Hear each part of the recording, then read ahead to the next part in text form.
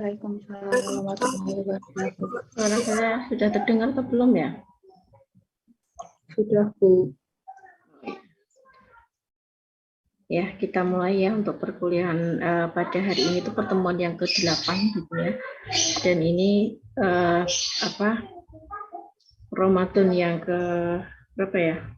9 atau 10 barangkali ya. Ada yang 9, ada yang 10 ya kalau nggak salah ya. Assalamualaikum, Bu. Maaf. Semangat gitu. Maaf, Bu. Boleh minta co-host nggak, Bu, buat record? Ya. Mau record, Bu. Oh iya, sebentar. Oke, sebentar ya. Ini siapa tadi? Mbak Anissa ya? Anissa Alia, Bu. Saya jadikan kelas dulu.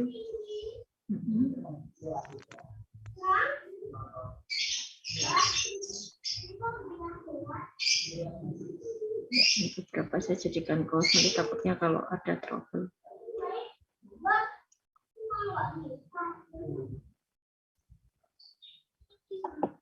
Sebentar, sudah ya.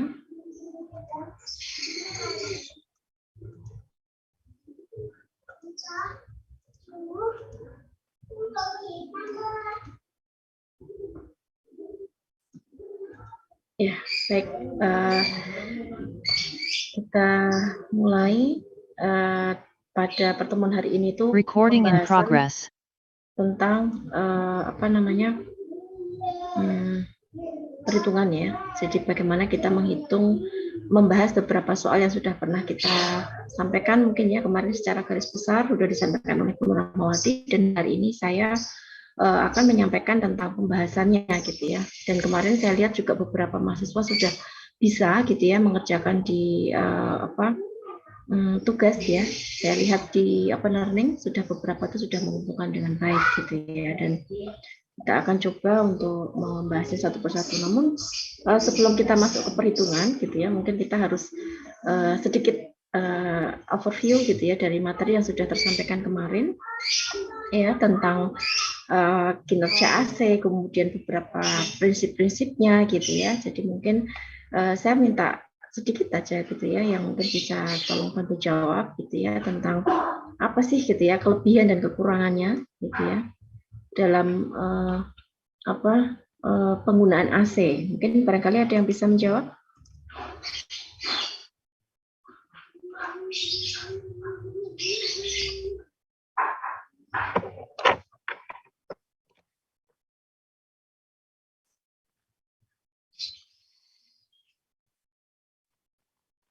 Ayo, siapa yang mau menjawab? Kalau kita bicara masalah penggunaan AC ya, kita kemarin sudah membahas banyak ya beberapa prinsipnya, beberapa komponennya gitu. Kalau saya tanya, coba jelaskan gitu ya kekurangan dan kelebihan dalam penggunaan AC. Barangkali ada yang bisa membantu menjawab?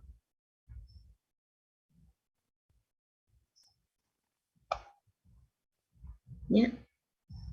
Sedikit review saja ya supaya tidak lupa dengan apa yang sudah pernah kita bahas, pernah kita pelajari gitu ya. Mudah-mudahan kalian juga bisa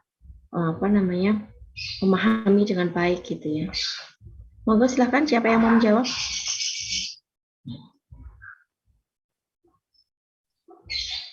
Izin menjawab, Bu. Boleh ya, silahkan Mbak Anissa. Kelebihannya pakai AC, kita bisa mengatur suhu dalam ruangannya sendiri, Bu. Jadi misalnya di luar panas, kita tetap nggak ngerasa panas. Atau kalau misalnya di kedinginan gitu, kita bisa matiin AC-nya. Ya, itu kelebihannya ya Mbak ya. Ya, bagus. Mungkin ada lagi yang lain? Kekurangannya yang belum terjawab tadi. Kalau kekurangannya mungkin bisa dijawab.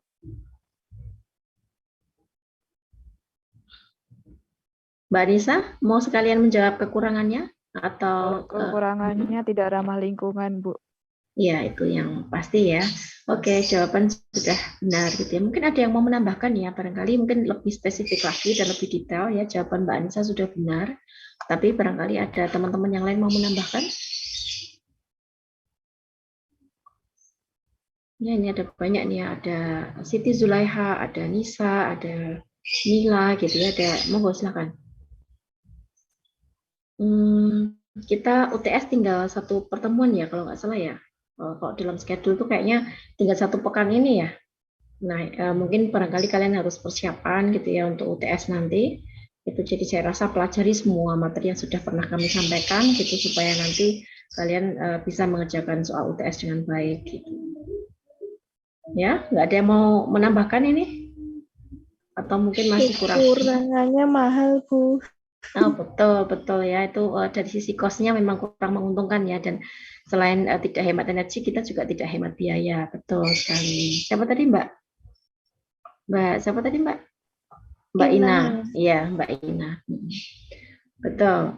Ya, mungkin ada lagi yang mau menambahkan. Tadi satu kelebihannya adalah tadi Mbak Anissa ya, kontrol suhunya lebih mudah kalau karena ada remote-nya. Jadi kalau kita pakai yang alami itu kan susah ya untuk menyeting ruangan supaya stabil dengan suhu yang misalnya 24 derajat Celcius gitu ya. Konstan segitu terus stabil nggak bisa gitu ya. Tetapi dengan AC itu lebih mudah, itu salah satu kelebihannya. Sehingga pada kebutuhan ruang-ruang tertentu, kalau kita mau ada persyaratan khusus ya untuk mungkin penyimpanan obat gitu ya, harus dengan suhu sekian derajat Celcius misalnya ya, itu bisa terwadahi dengan baik gitu ya persyaratan tersebut gitu ya. Tapi kalau kita menggunakan penghawaan yang alami akan tidak stabil dan akan sulit untuk dibuat konstan stabil dengan suhu tertentu seperti itu. Kemudian tadi juga dijelaskan bahwa yang namanya kekurangannya ya menggunakan AC itu biasanya tadi ya mahal yang Mbak Ina ya, kemudian Mbak Anissa tadi apa Mbak Anissa tadi kekurangannya? Tidak ramah lingkungan, Bu. Oh iya betul ya, tidak ramah lingkungan gitu ya. Jadi itu cukup menjawab ya, mewakili dari beberapa alasan gitu ya kenapa kita kemudian ya boleh kita menggunakan AC tapi kita kemudian tinjau kembali gitu ya dari sisi kebutuhannya gitu ya, apakah memang sudah harus menggunakan AC atau tidak gitu ya. Kemudian mungkin bisa ditambahkan juga ya, kekurangannya adalah polutannya itu biasanya tidak bisa dibuang keluar gitu ya, sehingga biasanya menumpuk di dalam ruangan ya, karena ruangan yang didesain dengan AC itu biasanya dia tertutup gitu ya, kemudian tidak bisa ada aliran udara dengan baik gitu ya, tidak ada pergantian udara dengan baik, sehingga dampaknya kadang kita masuk ke ruangan ber AC itu mual gitu ya, kemudian pusing gitu ya, kadang efeknya macam-macam, ada yang dia merasakan lemas, berkeringat gitu ya, dan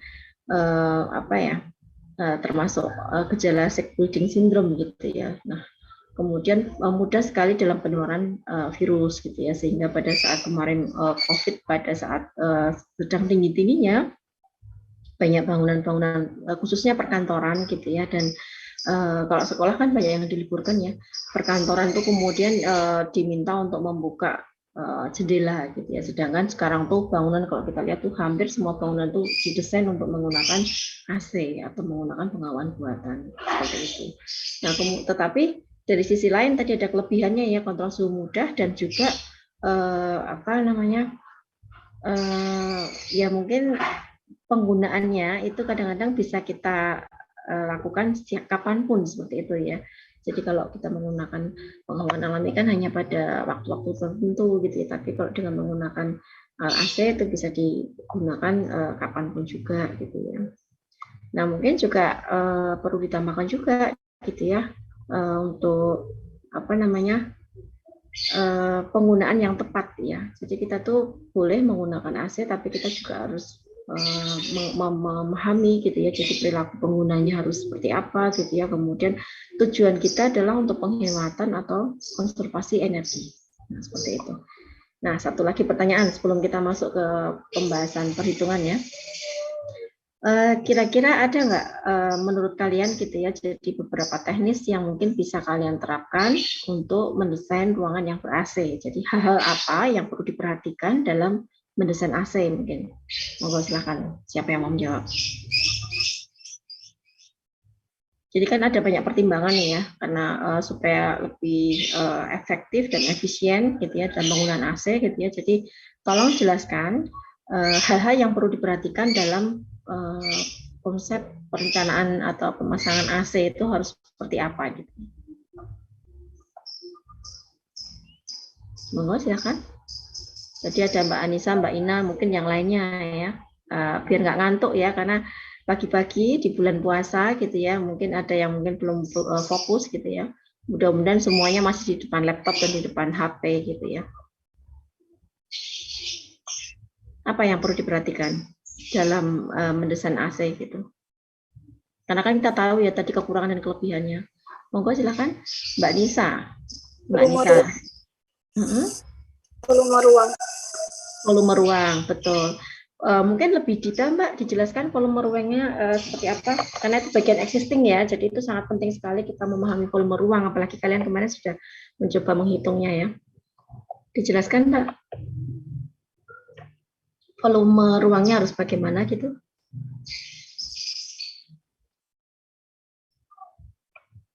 Atau yang seperti apa gitu? Mungkin yang dimaksud Mbak Nisa tadi mungkin kita harus memperhatikan volume ruang gitu ya. Coba saya bantu jawab ya. Nanti kalau misalnya ada yang tidak sesuai dengan apa yang ingin disampaikan Mbak Nisa Salsabila tadi, mungkin bisa ditambahkan. Ya, jadi barangkali yang dimaksud Mbak Nisa tadi, jadi kita memang harus memperhatikan volume ruang. Itu betul ya. Jadi terutama pada ketinggian ruangnya. Ya, kalau kita hanya volume ruangnya yang seperti apa gitu ya. Tetapi kita juga harus memahami ya, selain volume ruang juga kita harus tahu jumlah kapasitas penggunanya dan aktivitasnya yang digunakan di dalam ruangan itu aktivitasnya apa gitu ya. Nah, kemudian kita upayakan volume ruang itu dibuat secara proporsional ya, supaya kerja AC itu diusahakan hanya pada living zona gitu ya. Jadi untuk menghindari AC yang berat gitu ya. Jadi kinerja AC itu supaya tidak berat gitu ya. Jadi kita harus mendinginkan seluruh isi ruangan gitu ya, sehingga memang betul-betul kita harus perhatikan volume ruangnya, khususnya ketinggian, karena pada pemasangan AC yang bagian kita tempel di dinding gitu ya, AC split gitu ya. Nah, itu yang perlu kita pahami juga gitu ya. Nah, mungkin ada yang lainnya. Begitu ya Mbak Nisa ya? Maksudnya ya? Ya, Bu. Mungkin yang lainnya, tadi volume ruang sudah terjawab oleh Mbak Nisa. Faktor yang lain. Faktor yang lain yang harus kita pertimbangkan dalam mendesain AC. Apa? Kalian bisa mengevaluasi di lingkungan sekitar kalian ya. Mungkin kan hampir semua sudah merasakan ya, ketika kita di dalam ruangan yang ber-AC itu kemudian dampaknya seperti apa, kemudian apa yang perlu dievaluasi gitu ya. Jadi mungkin setelah kalian memahami beberapa teori yang sudah disampaikan, mungkin kalian bisa menjawab gitu ya. Jadi faktor yang perlu kita perhatikan dalam mendesain AC tadi sudah dijawab. Pertama adalah volume ruang gitu ya, terutama pada ketinggian ruangnya gitu ya. Kemudian mungkin ada yang lainnya ya. Faktor apa lagi yang perlu kita pertimbangkan?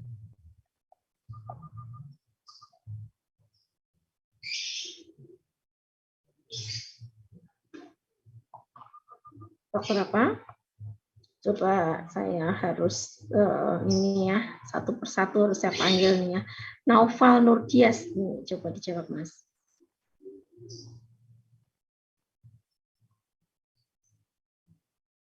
Mas Noval, ya, semoga saya tidak ditinggal pergi ya, masih di depan laptop ya.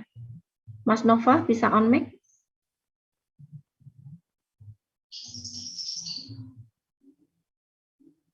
Mas Noval? Nah, begini ya, kalau kita online itu kadang-kadang seperti itu ya. Jadi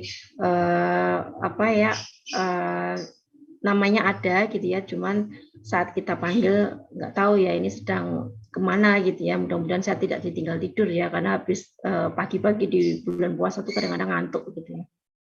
Oke, mungkin yang lainnya coba Ardintia. Ardintia? Iya, Bu. Ya, coba dijawab Mas. Maaf, barusan pertanyaannya apa, Bu? Tadi sinyal Maaf ya Mbak ya. Oke, ini ya Mbak Ardintia ya. Jadi faktor apa gitu yang perlu kita perhatikan dalam mendesain ruangan ber-AC? Tadi sudah dijawab sama Mbak Nisa Salsabila. Salah satunya adalah dengan memperhatikan volume ruang, gitu ya, terutama pada ketinggian ruang. Nah, kalau menurut Mbak Ardintia ini apa ya? Kira-kira faktor apa lagi yang perlu kita perhatikan?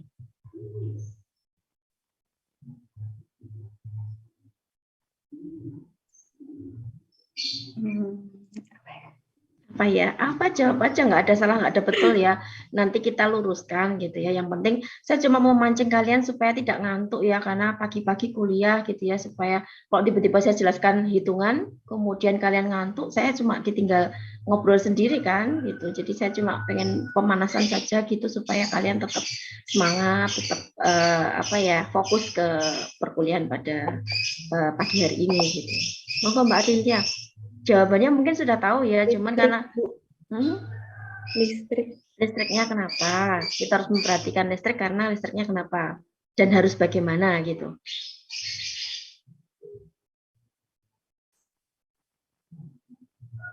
Listriknya kenapa, Mbak? Besaran listriknya sih, Bu. Gimana? Pemborosan gitu. Iya, Bu. Ya, makanya kan itu kan tadi salah satu kekurangannya ya. Kemudian kita apa sih upaya kita gitu ya dalam merencanakan ruangan yang ber-AC itu apa yang harus kita lakukan, kemudian apa yang harus kita pertimbangkan gitu ya supaya tidak boros listriknya. Nah, seperti itu. Coba dijawab, Mbak.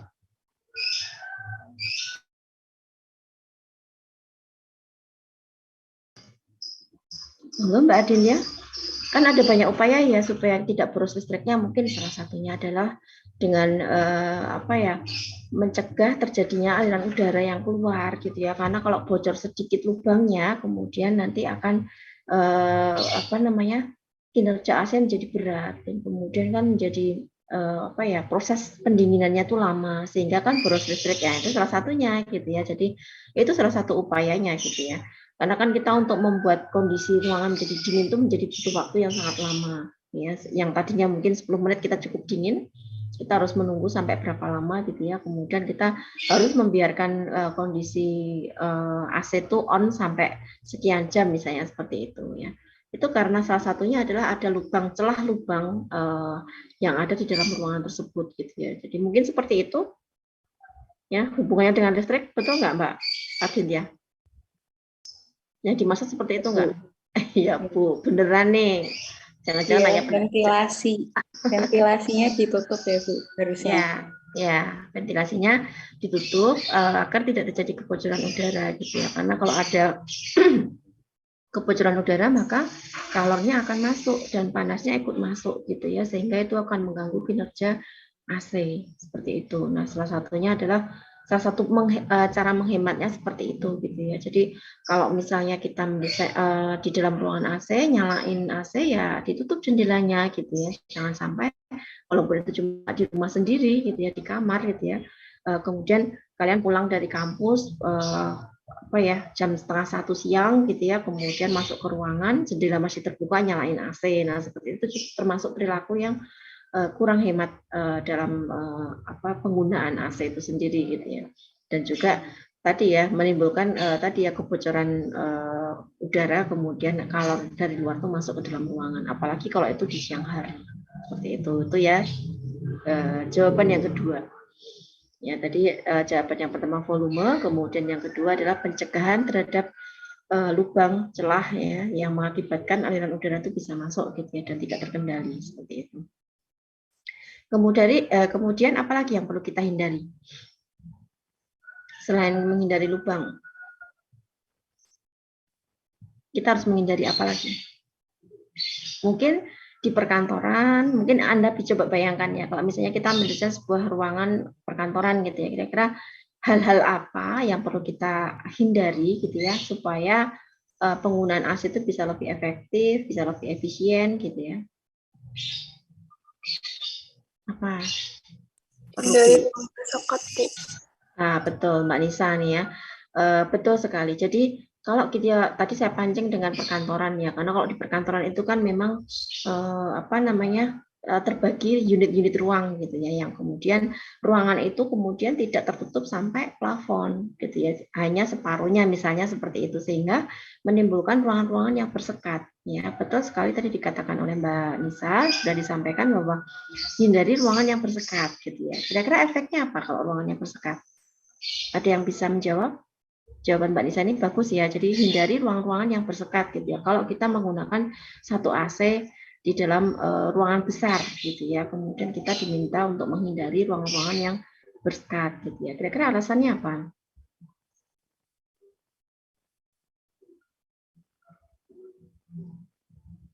Yang lain mungkin bisa membantu Mbak Anissa. Sirkulasi udaranya jadi kurang maksimal Bu kalau pakai sekat.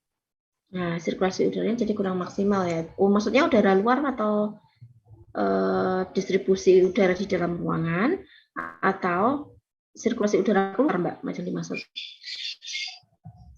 Distribusi udaranya, Bu. Oh, begitu ya. Betul, Mbak Anissa. Ini antara Mbak Nisa dan Anissa ya, sama-sama Anisanya.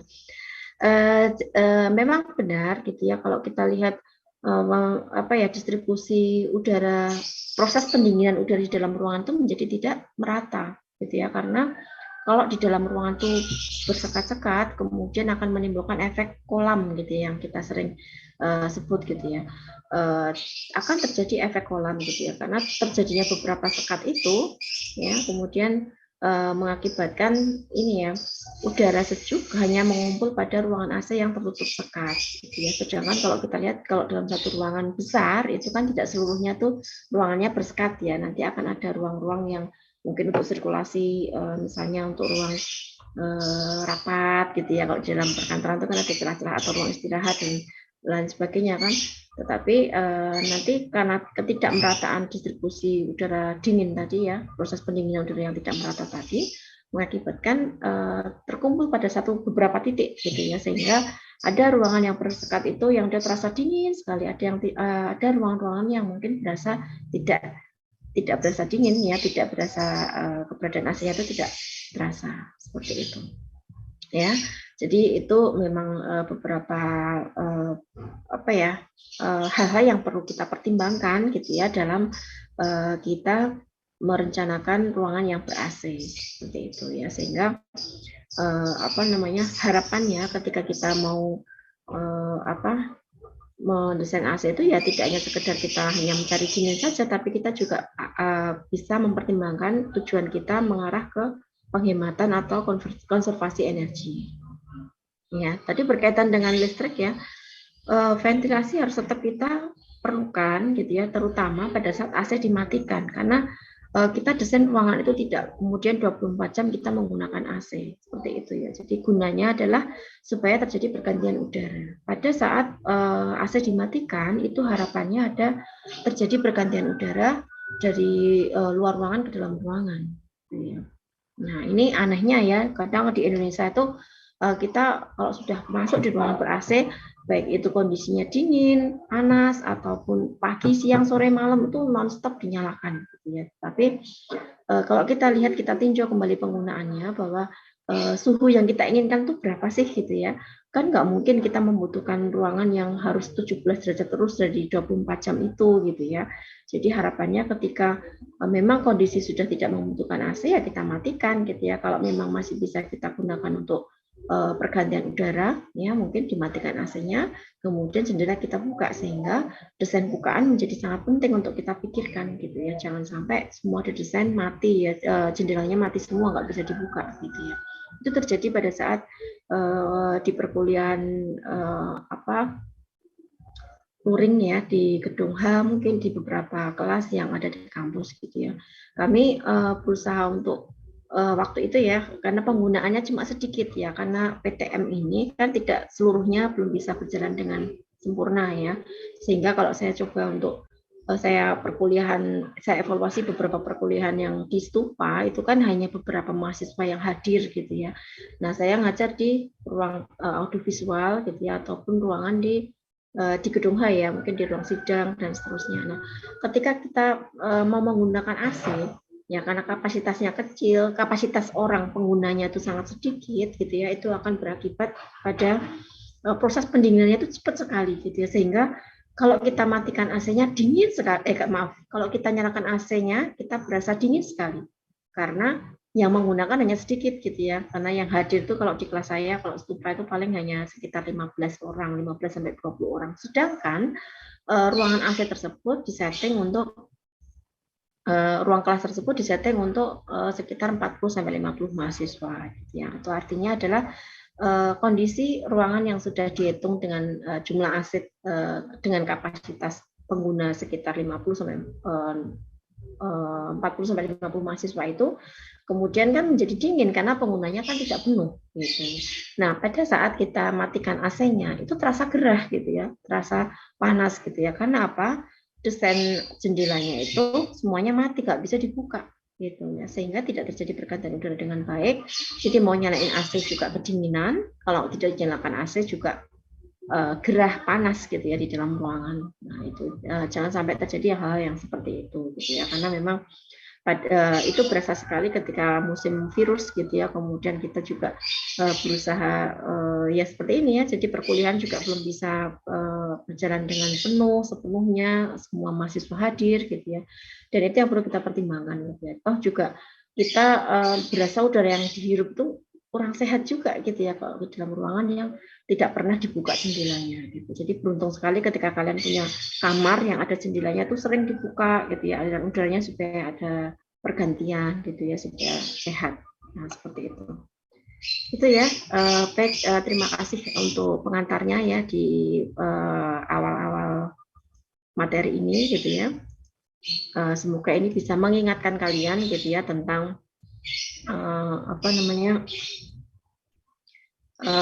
pentingnya kita berpikir masalah penghematan atau konservasi energi terkait dengan pemasangan AC atau penggunaan AC di dalam satu ruangan. Ya, kalian sudah paham dengan beberapa prinsip yang ada, kemudian hal yang perlu dipertimbangkan, dan itu tolong juga kemudian nanti menjadi dasar pertimbangan yang bisa kalian aplikasikan gitu ya, sehingga bagaimana bentuk desain yang harus baik gitu ya. Mungkin sebenarnya mungkin ada yang perlu ditambahkan juga gitu ya tentang bagaimana nanti arah datangnya kita perhatikan juga tentang arah hadapnya bangunan gitu ya. Jadi bagaimana ruangan tersebut itu orientasi bangunannya itu menghadap ke bagian yang arah yang penyerapan radiasi mataharinya paling minimal. Nah, seperti itu juga perlu kita pertimbangkan ya, sehingga orientasi bangunan menjadi sangat penting gitu ya, karena apabila kita dapat hindari gitu ya, kita bisa salah satu upayanya mungkin dengan kita berikan pembayang ya, karena kalian sudah belajar di fisika bangunan 1. Jadi bagaimana kita bisa menyiasati atau mungkin memecahkan ya persoalan itu dengan bagaimana kita memasukkan cahaya yang tidak langsung gitu ya, dengan pembayangan, dengan menggunakan pohon, tritisan yang lebar gitu ya, kemudian dengan menggunakan tirai atau shading gitu ya. Tirai bisa dengan tanaman, misalnya tanaman rambat yang vertikal misalnya, atau mungkin dengan shading yang mungkin bentuknya vertikal atau horizontal dan seterusnya. Nah, itu menjadi sangat penting untuk kita pertimbangkan dalam mendesain gitu ya, sehingga orientasi bangunan yang meminimalkan penyerapan radiasi matahari minimal itu sangat perlu kita perhatikan seperti itu. Kemudian ada juga bagaimana kita menata ruang gitu ya, kita pertimbangkan juga zona ruang yang meminimalisir bau, polutan dan seterusnya ya. Kemudian mempertimbangkan juga skala prioritas ruang ya, yang benar-benar membutuhkan kesejukan udara bersih ya untuk kesehatan kita gitu ya. Seperti kalau misalnya kita bekerja itu kan kalau ruangannya tidak sehat, padahal kita bekerja itu 8 jam misalnya ya, kalau di waktu yang normal gitu kan. Nah, itu yang harus kita perhatikan gitu ya, sehingga nanti kalau kalian mau mendesain sebuah bangunan yang fasilitas umum ya, yang digunakan untuk beberapa aktivitas pekerjaan tertentu, nah itu harus kita pertimbangkan hal yang seperti itu ya.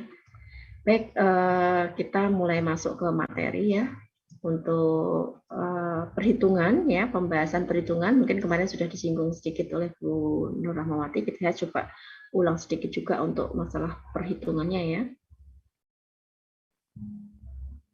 Sebentar. Ya, kemarin juga ada beberapa yang masuk WA saya ya, menanyakan tentang sebenarnya apakah jumlah AC itu bisa ada batasan tertentu sih Bu, atau asal saja gitu ya, karena satu PK itu 746 watt, kemudian apakah kemudian boleh kita pasang berapa kapasitas PK berapapun gitu ya. Nah, kemarin juga beberapa sudah saya jawab di WA gitu ya, karena kapasitas AC itu kan ya kita lihat gitu ya, kapasitas AC yang akan kita gunakan adalah kapasitas AC yang nantinya ada di pasaran gitu ya. Jadi berapa sih yang sering muncul sering kalau kita beli beli AC itu kan 1 PK, 1,5 PK, 2 PK, 2,5 PK gitu ya. Nah, kemarin ada yang menanyakan, Bu, boleh nggak saya pakai 3/4 PK? Nah, seperti itu. Jadi ya kita menggunakan kapasitas PK yang lazim digunakan gitu ya. Kalau misalnya memang kemarin saya lihat ya dari beberapa jawaban yang sudah kalian kerjakan itu kan ketemunya 10 PK gitu ya, kemudian ya kita cari pendekatannya ya, kita pakai 4 PK gitu. 4 AC, 4 buah AC dengan menggunakan 2,5 PK misalnya, dan itu juga kita pertimbangkan juga bentuk desain bangunannya ya. Nanti kita bisa pertimbangkan nanti beberapa titik mana yang harus kita pasang gitu ya. Kalau ruangannya persegi panjang mungkin di ketinggian tertentu kemudian kita pasang. Terkadang kita lihat ya, pemasangan AC itu hampir sama kayak pemasangan lampu gitu ya. Ada beberapa grid ya kalau di dalam ruangan besar gitu ya. Supaya apa, tujuannya adalah supaya merata seperti itu. Nah, itu menjadi dasar pertimbangan. Kemudian kita tentukan berapa buah AC dan berapa PK gitu ya. Nah, sebelum masuk ke perhitungan ya, data-data kalor yang perlu kita pertimbangkan gitu ya. Ada beberapa kalor ya. Tadi saya membahas tentang kapasitas manusia ketika saya cerita mengajar PTM di kelas TUPA gitu ya. Kemudian pada saat jumlah manusianya sedikit gitu ya, jumlah penggunanya sedikit, itu akan terasa proses pendinginannya itu cepat sekali gitu ya. Bahkan kami merasa di situ 30 menit aja sudah merasakan kedinginan, lalu kami tawarkan ini gimana, mau dinyalakan atau dimatikan gitu ya, karena kita semua kedinginan di dalam ruangan tersebut. Nah, itu membuktikan bahwa memang kapasitas pengguna di dalam ruangan itu akan menjadi pertimbangan yang sangat penting untuk menentukan berapa jumlah AC yang akan kita pasang. Kalau ruangan yang saya ceritakan tadi bukan salah ruangannya, tetapi salah kita yang menggunakan gitu ya, karena memang ruangan tersebut seharusnya digunakan untuk kondisi full gitu ya, kondisi mungkin 50 atau 60 mahasiswa baru kita merasakan nyaman ketika AC dinyalakan semua gitu ya. Nah, tetapi supaya tidak terjadi kesalahan berapa jumlah AC yang akan kita butuhkan dalam satu ruangan, maka kita harus mempertimbangkan, kita prediksi kira-kira jumlah manusianya nanti berapa orang. Itu sangat menentukan sekali ya. Kemudian lampu dan alat-alat elektronik lainnya itu termasuk internal ya, kalor internal ya. Kemudian kalor dari luar ruangan yang masuk ke dalam ruangan itu ada udara panas melalui celah-celah ventilasi ya. Itu kita sebut sebagai solar ya, kalau kaca ya, yang dia kalor yang menembus kaca itu solar. Nah, kemudian kalau tadi yang melalui celah-celah itu ventilasi gitu ya. Kemudian kalau kalor yang karena kerja mesin AC kita sebut sebagai mekanikal, seperti itu. Nah, beberapa data-data fisik ya tadi sudah disebutkan juga oleh Mbak Nisa ini mengawali perkuliahan tadi ya, diceritakan bahwa volume itu menjadi sangat penting untuk menjadi dasar pertimbangan gitu ya, bagaimana kita bisa menghitung jumlah AC yang harus kita butuhkan dan berapa PK yang harus kita pasang gitu ya, karena selain tadi yang khususnya pada tinggi ruangan gitu ya, ada panjang ruang, lebar ruang, tinggi ruang ya, luas lubang jendela, luas permukaan dinding ya, sehingga semua menjadi komponen perhitungan ya. Jadi di dalam rumus itu akan kita menjadi komponen yang harus kita hitung seperti itu ya. Kemudian ada intensitas radiasi matahari ya, ada juga nilai transmitan dinding, kemudian sudut datangnya sinar matahari ya, suhu udara di luar ruangan dan di dalam ruangan. Nah, yang perlu kita pahami juga gitu ya, dalam satuan BTUH, nah ini adalah panas yang diperlukan oleh 1 gram air untuk menaikkan suhu 1 derajat Celcius gitu ya, karena 1 BTU itu adalah 252 kalori. Ya, itu juga menjadi pertimbangan penting juga gitu ya. Kemudian yang perlu kita perhatikan juga daya listrik gitu ya. Kalau kita pasang sekian PK nanti berapa watt AC-nya dan berapa watt kapasitas listriknya dan seterusnya ya. Kemudian daya kompresor AC. Nah, ini adalah satuan daya pada kompresor dalam hertz ya, jadi daya kuda atau mungkin horsepower gitu ya, atau bisa disebut sebagai HP gitu ya. Kalau kapasitas AC sering kita sebut sebagai PK gitu. Jadi berapa PK? Kalau listrik kan kita berapa watt gitu ya satuannya ya. Kalau AC ya kita menyebutnya dengan PK ya. Jadi berapa PK? Nah, sehingga 1 PK itu adalah 9.000 sampai 10.000 BTUH. Ya, kemudian kita konversikan lagi 1 meter persegi itu sama dengan 600 BTUH. Sedangkan 1 meter sendiri itu sama dengan 3,34 feet ya, perhitungan beban penyusutan.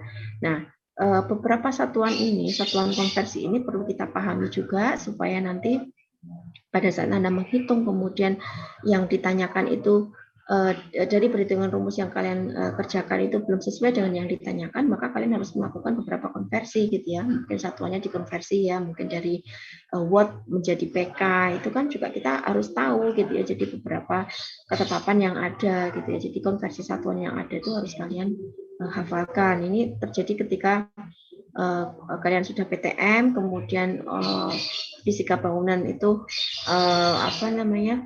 ujiannya close book gitu ya, dan kalian hanya diperbolehkan membawa kalkulator saja gitu ya. Jadi hal-hal yang menjadi ketetapan ini, kemudian konversi-konversi ini harus kalian hafalkan gitu ya, sehingga pada saat nanti menghitung, pada saat Anda ketemu dengan soal, menyelesaikan sebuah soal perhitungan, maka kalian bisa mengerjakannya dengan baik seperti itu. Nah, ada beberapa satuan BTUH ya, jadi ada BTU 5.000 BTUH itu biasanya menggunakan setengah PKAC ya. Kalau misalnya 7.000 kurang lebihnya 3/4 ya. 9.000 1 PK dan seterusnya. Nah, itu yang kemudian ini sebenarnya masih ada setengah ya, 2,5 ya, masih ada ya. Kalau 2,5 itu biasanya dia menggunakan kurang lebih 24.000 PK. Ya, kalau dia menggunakan 2,5 PK seperti itu. Nah, ini yang kemudian perlu kalian pahami juga gitu ya. Nah, sehingga kemarin ada yang menanyakan, Bu, boleh nggak saya menggunakan PK 4,5 dan seterusnya. Nah, kita cek lagi gitu ya, yang berdasarkan standar itu yang biasa sering kita temui itu PK ACPK itu kapasitasnya berapa saja gitu. Nah, kemarin juga sudah kita bahas tentang kalori yang kita keluarkan ya untuk hubungannya dengan aktivitas seseorang gitu ya. Jadi bagaimana kita menuruni tangga, naik tangga gitu ya, kemudian berjalan santai gitu ya. Mungkin kalian pernah mencoba naik di Gedung Setiwalida lantai 7 ya, dengan naik tangga ya. Bedakan rasanya ketika Anda naik tangga dengan naik lift kan seperti itu ya, dan keringat yang keluarkan berbeda gitu ya, karena memang beban menaiki tangga ini kan sangat berat ya, jadi kalorinya juga yang dikeluarkan juga besar gitu ya, 4.400 BTU, sehingga pada saat kalian mungkin lift penuh di Gedung Sitiwalidah gitu ya, sehingga kalian karena sudah dikejar waktu naik ke lantai 7 sampai ke atas, kalian berkeringat gitu. Nah, itu akan berbeda ketika teman kalian yang datang naik lift gitu ya, dia tidak membawa beban apapun dan tidak keluar keringat gitu ya, karena memang itu sangat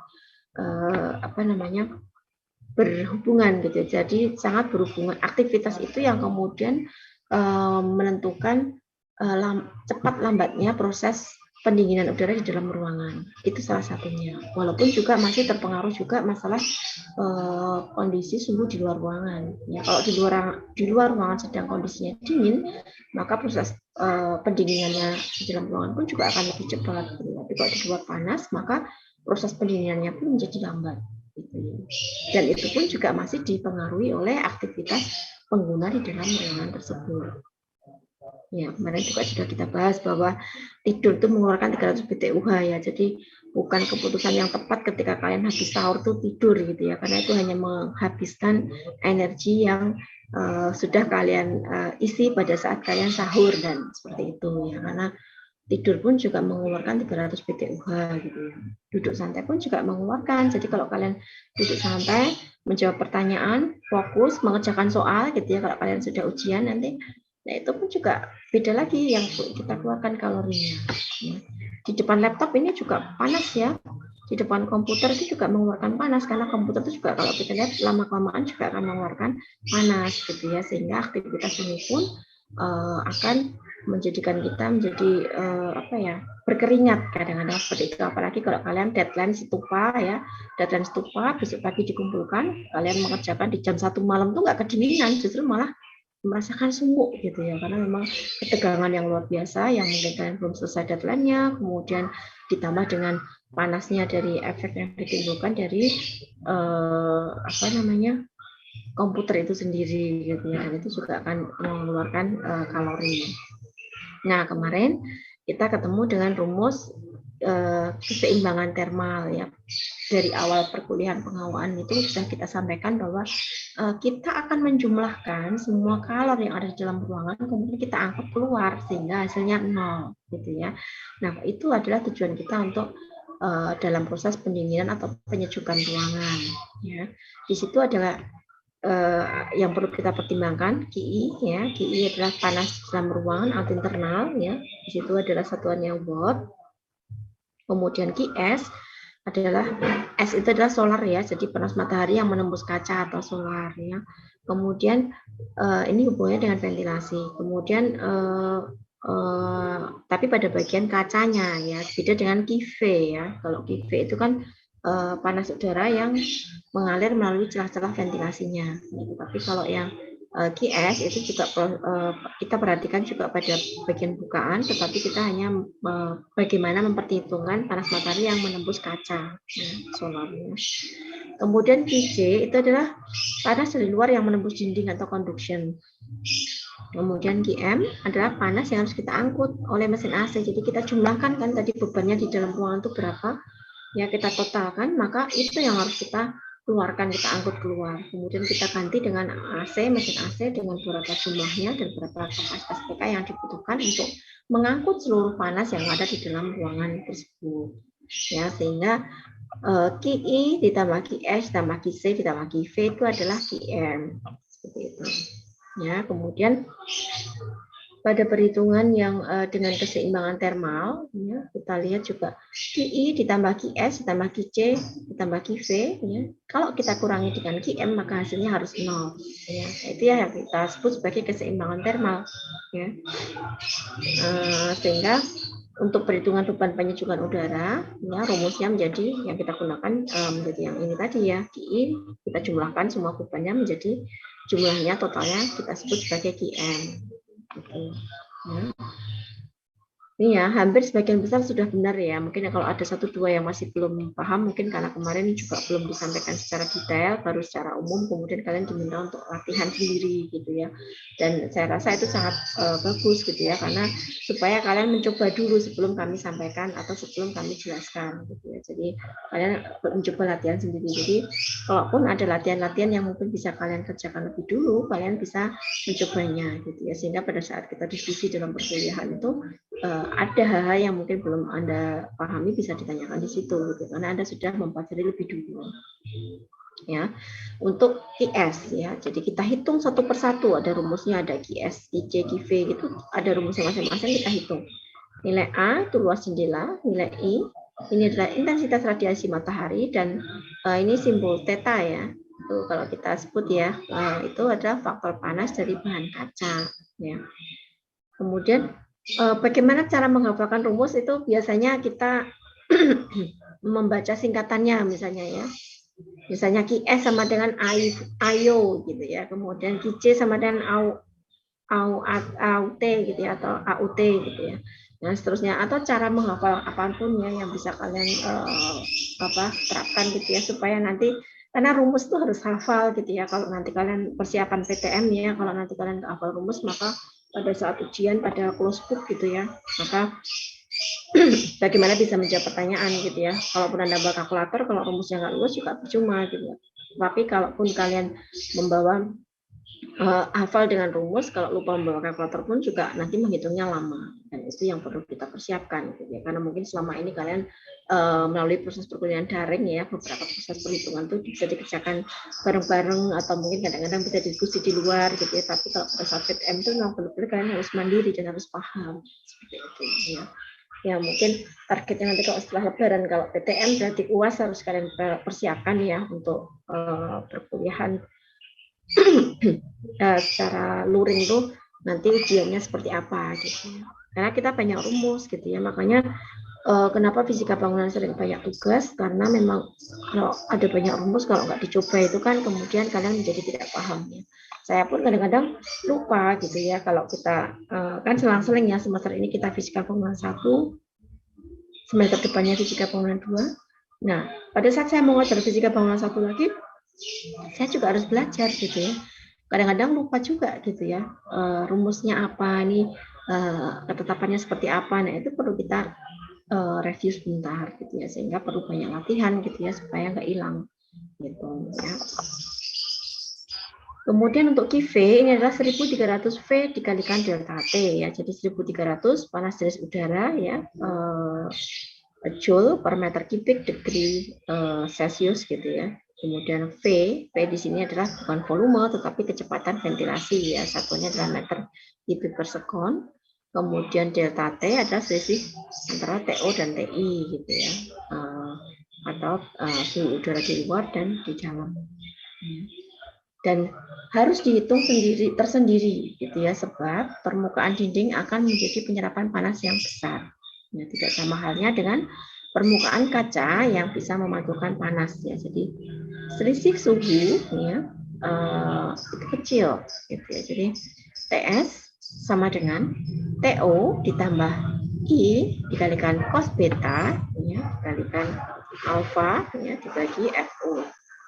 Di sini sudah sangat jelas sekali beberapa satuan yang digunakan ya. Jadi TS ini adalah suhu permukaan dinding. TS adalah suhu permukaan dinding yang terkena radiasi matahari langsung ya. Kemudian TO adalah suhu ruang luar ya. Dan I ini adalah intensitas radiasi matahari. Ya, satuannya adalah watt per meter persegi. Kemudian beta ini adalah sudut datanya radiasi matahari. Biasanya sudah diketahui juga gitu ya dalam soal ya. Kadang sudah ada tersisipkan di situ. Kemudian kalau belum ada, biasanya kalau dalam satu penelitian ya kita coba untuk mencari gitu ya. Jadi data-data yang ada gitu. Kemudian alfa ini adalah koefisien serap dinding. Ya, ini memang sebenarnya juga tergantung juga ya dari jenis material yang kita gunakan. Ya, makanya kalau kita lihat dari beberapa bidang yang ada di fisika bangunan itu, kemudian kita larinya ke desain material gitu ya, karena memang ini sangat berhubungan. Ya, jadi material yang seperti apa sih yang bisa untuk apa ya istilahnya tuh diaplikasikan dalam penghawaan gitu ya. Kemudian material apa saja yang bisa efektif kita aplikasikan untuk bidang akustik gitu ya. Kemudian material apa yang kemudian masih relevan kita gunakan pada saat kita mau merencanakan sebuah ruangan dengan konsep pencahayaan yang baik gitu ya. Dan material mungkin kalau yang pencahayaan kan dari sisi tekstur gitu ya, kemudian dari sisi warna gitu ya. Tapi kalau penghawaan lebih ke apakah di dalamnya tuh, di dalam material tersebut ada rongganya atau tidak, ada pori-porinya atau tidak, kan seperti itu. Nah, ketika ada pori-porinya gitu ya, maka di dinding itu masih bisa bernafas gitu ya. Kemudian itu juga menjadi salah satu faktor yang kemudian maka kenapa harus ada koefisien serap dinding gitu ya, dan itu harus kita hitung gitu ya, luasannya, permukaannya berapa dan seterusnya. Lalu FO adalah konduktan atau konduktan permukaan luar yang terkena radiasi matahari. Ya, satuannya adalah watt meter persegi degree Celsius gitu. Nah, ini sudah mulai masuk dalam rumus. Nah, ini silahkan kalian mau menyingkatnya menjadi apa gitu ya, mungkin Wheeler gitu ya, W kali H kali I kali L kali E dibagi 60 maka ketemu BTH gitu ya. W ini adalah lebar ruangan ya. Jadi lebar ruangan, kemudian H adalah tinggi ya, karena satunya adalah feet ya. Kemudian I adalah konstanta ya. Kalau kita dibilang konstanta itu berarti kita nggak usah mencari nilai I-nya, berarti sudah ada ketetapannya di situ ya. konstanta nilai 10 ya, I itu adalah nilainya bisa 10 apabila ruang berada di lantai dasar dan berhimpitan dengan ruang lain. Dan dinilai 18 apabila ruangan di lantai atas dan tidak berhimpitan dengan ruang lain. Ini contohnya lebih mudah kalau kita perhatikan pada ini ruang kelas. Ya. Ruang kelas itu kalau kita lihat itu kan ada satu dinding yang dia menghadap keluar, ya, berhimpitan dengan tidak berhimpitan ya, dia berhubungan dengan langsung matahari gitu, matahari langsung kan seperti itu. Ada juga yang seperti ini ya, yang E ya, ini ya, konstanta nilai 16 jika dinding terpanjang menghadap utara, nilainya 17 menghadap timur, nilainya 18 menghadap selatan, nilainya 20 menghadap barat dan seterusnya. Karena ini berkaitan dengan radiasi matahari gitu ya, karena kita ketahui bahwa matahari itu kan kondisi paling panas ya di beberapa tempat itu memang kondisi yang paling panas dan mungkin sulit untuk kita manfaatkan itu adalah kondisi pada dinding yang menghadap ke barat gitu ya, maka nilainya adalah besar dia 20 gitu ya, karena dia mungkin panas gitu ya, karena memang menghadap ke barat itu ketika panas itu kan memang kurang bisa dimanfaatkan dengan baik seperti itu. Nah, untuk tadi ya, kita kembali ke I tadi ya, konstanta nilai 10 jika ruang berada di lantai dasar dan berhimpitan dengan ruang lain. Nah, ini contohnya ruang kelas. Kalau ada beberapa ruang kelas yang dia saling berhimpitan, maka kita menggunakan nilai konstanta dinding tersebut, maka kita pakai konstantanya adalah 10. Ya, tapi jika ruangan di lantai atas dan tidak berhimpitan dengan ruangan lain, berdiri sendiri, maka kita pakai angka yang 18. Ya. Tapi beda lagi dengan nilai E-nya tadi ya, nilai E itu kan kalau berkaitan dengan pengaruh efek dari radiasi matahari, maka kita harus pertimbangkan bahwa dindingnya itu menghadap kemana gitu ya, sehingga ketika kalian di stupa mau merencanakan analisa set berkaitan dengan analisa orientasi bangunan, itu menjadi suatu hal yang tidak sepele gitu ya, kemudian kita harus pertimbangkan betul-betul gitu ya, supaya nanti kondisi ruangannya menjadi lebih reduksi panasnya bisa terjadi gitu ya, salah satunya dengan kita pertimbangkan arah orientasi bangunan tadi seperti itu ya. Nah, ini paling kecil itu adalah dinding yang menghadap ke utara ya. Kalau ada ke timur 17, yang menghadap ke selatan 18 menghadap selatan dan 20 menghadap ke barat. Ini contoh perhitungan ya. Di dalam ruangan berukuran 4 kali 3 dan tinggi ruangannya adalah 3 meter, maka volumenya adalah 4 kali 3 kali 3 ya. Nah, ini salah satu dinding yang terpanjang, ruang terpanjang menghadap selatan. Nah, ruang terpanjang menghadap selatan berarti kita pakai angka yang 18. Ya kan? Kemudian ini ya, jadi E-nya adalah 18. Ya. Kemudian bagian dinding yang lain berhimpitan dengan ruang lain. Kita cek tadi, berhimpitan dengan ruang yang lain. Berarti kita pakai angka yang 10. Ya, sehingga I-nya adalah 10 dan E-nya adalah 18. Ya, dari mana angka itu sudah ketetapan, ada konstantanya ya, sehingga kita tinggal memasukkan saja. Jadi kalian tidak perlu kreatif untuk mengganti angka itu gitu ya, karena nanti itu akan menjadi salah. Nah, kemudian hal-hal lain yang mungkin bisa kita pertimbangkan juga ya dari data tersebut adalah W-nya itu sama dengan H-nya. Ya, jadi W-nya sama dengan H-nya. Ya, tinggi sama dengan tingginya adalah 3 ya. Jadi 3 kali 3,4 feet, maka satuannya adalah kalau kita hitung feet 10,2. Lalu L itu panjangnya ya, itu adalah 4 ya, jadi 4 kali 3,34, maka ketemunya adalah 13,36 feet. Nah, maka W kali H kali I kali L kali E atau kita sebut dengan Wille tadi ya, dibagi 60, maka ketemunya adalah 4.169,9 BTU. Ya, jadi berdasarkan tabel yang daya pendinginnya itu kita bisa menggunakan AC setengah PK gitu ya. Karena kita bisa menghitung ya. Jadi kita bisa mendesain lah, kita mau pakai setengah PK atau berapa PK nanti kita bisa sesuaikan. Ya. Nah, itu ya, jadi beberapa contoh perhitungan yang ada.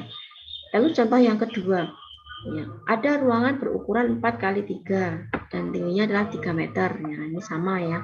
Kemudian salah satu dinding ruang terpanjang menghadap selatan, ya, dan dinding yang lainnya berhimpitan dengan ruang lain. Ya, hitung kapasitas AC. Nah, sekarang kita diminta untuk menghitung kapasitas AC-nya. Nah, itu kita cari satu persatu, kita data. Jadi kalau kita melihat dalam perhitungan fisika ataupun matematika, itu yang perlu kita pahami pertama kali adalah bagaimana kita mengidentifikasi soal. Ya, jadi mengidentifikasi soal, ya, data-data yang tersaji itu apa saja, data-data yang istilahnya itu diketahui itu apa saja, kalian tulis, ya, diketahuinya. Kemudian yang kedua adalah bagaimana pertanyaannya, kalian coba kaji kembali pertanyaan yang dimaksud itu apa. Ya, kalau kita salah dalam menafsirkan pertanyaan yang dimaksud, maka jawaban yang kita sajikan juga akan salah, gitu ya, sehingga pahami soalnya, ya, karena memang yang sulit adalah ketika kita paham dengan soalnya, ya, sehingga kita bisa ketemu jawabannya. Nah, tetapi berbeda ketika kalau kita belum paham soalnya, lalu kita menjawabnya pun juga akan salah, gitu ya, karena sasaran rumus yang akan kita gunakan menjadi berbeda, seperti itu, ya. Jadi data-data yang sudah bisa kita identifikasi dari soal tersebut adalah dinding batu bata setebal 114 meter persegi di plaster, ya, di kedua sisi dinding. Ini ada beberapa ininya, ya, sebentar. Terkait dengan dinding, ya, itu kan ada sebentar ya, soalnya ada beberapa ini ya, ada beberapa kriteria tertentu, gitu ya, kalau kita menggunakan jenis material, ya. Jadi ada nilai transmitannya, ya. Jadi ada tabel transmitannya. Kalau misalnya dinding plaster itu tebalnya adalah 114 mm, ya. Kemudian transmitannya adalah 3,64 ya W per meter persegi degree Celcius. Kemudian jenis material atap asbes atau bergelombang itu 7,95. Kemudian beton di atas tanah atau lapisan padat itu 1,13. Nah, ini kalian identifikasi dulu, jadi jenis material yang digunakan itu apa, gitu ya.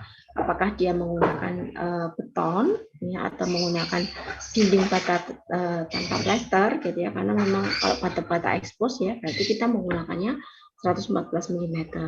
Ya, tapi kalau dengan menggunakan batu bata bagian dalam dilapisi papan serat, masih ada papannya lagi, gitu ya. Kemudian ada rangka kayunya, gitu ya, kita menggunakan angka 119. Kemudian batu bata di plaster itu pada kedua sisi, ya, kalau kita lihat kadang-kadang kan ada sisi luar dan sisi bagian dalam. Kalau di plaster pada kedua bagian sisi, maka kita menggunakan angka 2,44 untuk nilai transmitannya. Dan seterusnya, ya. Dari tabel ini kemudian kita bisa memahami bahwa dinding bata tanpa plaster tebalnya adalah 114 meter. Ya, kita kembali ke soal tadi. Sehingga data yang bisa kita identifikasi, ya, kalau kita sudah tahu ruangannya dan kita sudah bisa tahu kondisi existingnya seperti apa, maka dinding batu bata setebal 114 mm itu di plaster. Kemudian di kedua sisi dinding nilai transmitannya, nilai U-nya kita pakai 3,24, ya. Dan daya absorpsi permukaan dinding adalah 0,86. Ya, warna dinding cat kuning medium alfa adalah 0,58. Dari mana bisa kita lihat itu dari buku Satwiko itu ada, ya. Jadi berapa terkait dengan berapa nilai absorpsinya, gitu ya, mungkin bisa terkait dengan masalah teksturnya ataupun warnanya, ya. Sehingga kalau warna dindingnya dicat kuning, maka dia nilai alfanya adalah 0,58 misalnya. Tapi kalau dia daya absorpsinya, ya, itu adalah 0,86, seperti itu. Kemudian terdapat kaca itu seukuran 4x1, itu jendela kacanya. Kemudian dengan daya transmitan kaca itu adalah 4,48 meter persegi, ya, di Celcius. Saat menggunakan pengukuran sudut datang matahari itu ketemu betanya adalah 60 derajat. Kemudian faktor perolehan panas cahaya matahari nilai gamanya adalah 0,75. Nah, ini penting sekali, jadi supaya dari soal yang sederhana kemudian muncul beberapa angka yang penting. Nah, itu yang proses yang harus kalian lalui gitu ya. Jadi bagaimana mengidentifikasi itu. Sehingga kalau mungkin kalian sering ya mendapatkan soal pada saat SMA, kenapa sih kalau ngerjain fisika atau matematika harus ditulis diketahui gitu ya? Karena supaya tidak terlewat gitu ya. Jadi apa-apa yang sudah tersaji di situ datanya, maka kita identifikasi supaya nggak ada yang terlewat gitu ya, sehingga bisa kita gunakan dalam komponen perhitungan. Nah, untuk perhitungannya adalah radiasi matahari itu rata-rata adalah 600 watt per meter persegi, lalu transmitan perapisan udara itu adalah FO sama dengan 10 watt meter persegi ya. Kemudian panas dari udara 1300 joule, kemudian ventilasi 3 ACH atau penyajian udara tiap jam, kemudian suhu di dalam ruangan TI sama dengan 25 derajat Celcius dan TO-nya ada 31. Ya, karena ruangannya berisi 4 orang, maka diasumsikan mengeluarkan kalor masing-masing 140. Karena satu orang kita prediksi, kita asumsikan adalah 100 watt. Ya, sehingga kalau 4 orang ya maaf ya 140 watt ya. Sehingga kalau 4 orang ya kita bisa hitung gitu ya. 140 watt dikalikan 4 orang tersebut gitu ya. Nah, sebenarnya kalau kita lihat asumsi ini pun juga kita lihat aktivitasnya gitu ya. Di dalam ruangan aktivitasnya apa gitu. Kemudian dilengkapi dengan lampu TL gitu ya. Lampu TL-nya adalah 100 watt. Jumlahnya adalah 4 buah ya, sehingga jumlahnya adalah QI ditambah QS ditambah QC dan ditambah QV, maka jumlahnya adalah QM. Jadi kalau kita angkut seluruhnya dan dibawa keluar oleh mesin AC ya, QM atau Q mekanik tadi, maka hasilnya harus 0. Ini adalah yang kita maksud sebagai proses pendinginan ya, dan terjadi proses keseimbangan. Ya, nilainya adalah 0. Nah, untuk langkah pengerjaannya ini juga kemarin sudah kalian praktekkan ya. Harapan saya kemarin kalian mengerjakan tuh dikerjakan sendiri ya, tidak saling difoto, dipinjamkan temannya dan seterusnya. Karena harapan kami adalah kalian benar karena bisa mengerjakan gitu ya, bukan karena benar karena kalian untuk punya teman yang seperti itu. Karena tujuan pembelajaran ini adalah membuat kalian jadi lebih paham dan bisa diaplikasikan ya, bukan hanya sekedar kalian untuk mendapatkan nilai seperti itu.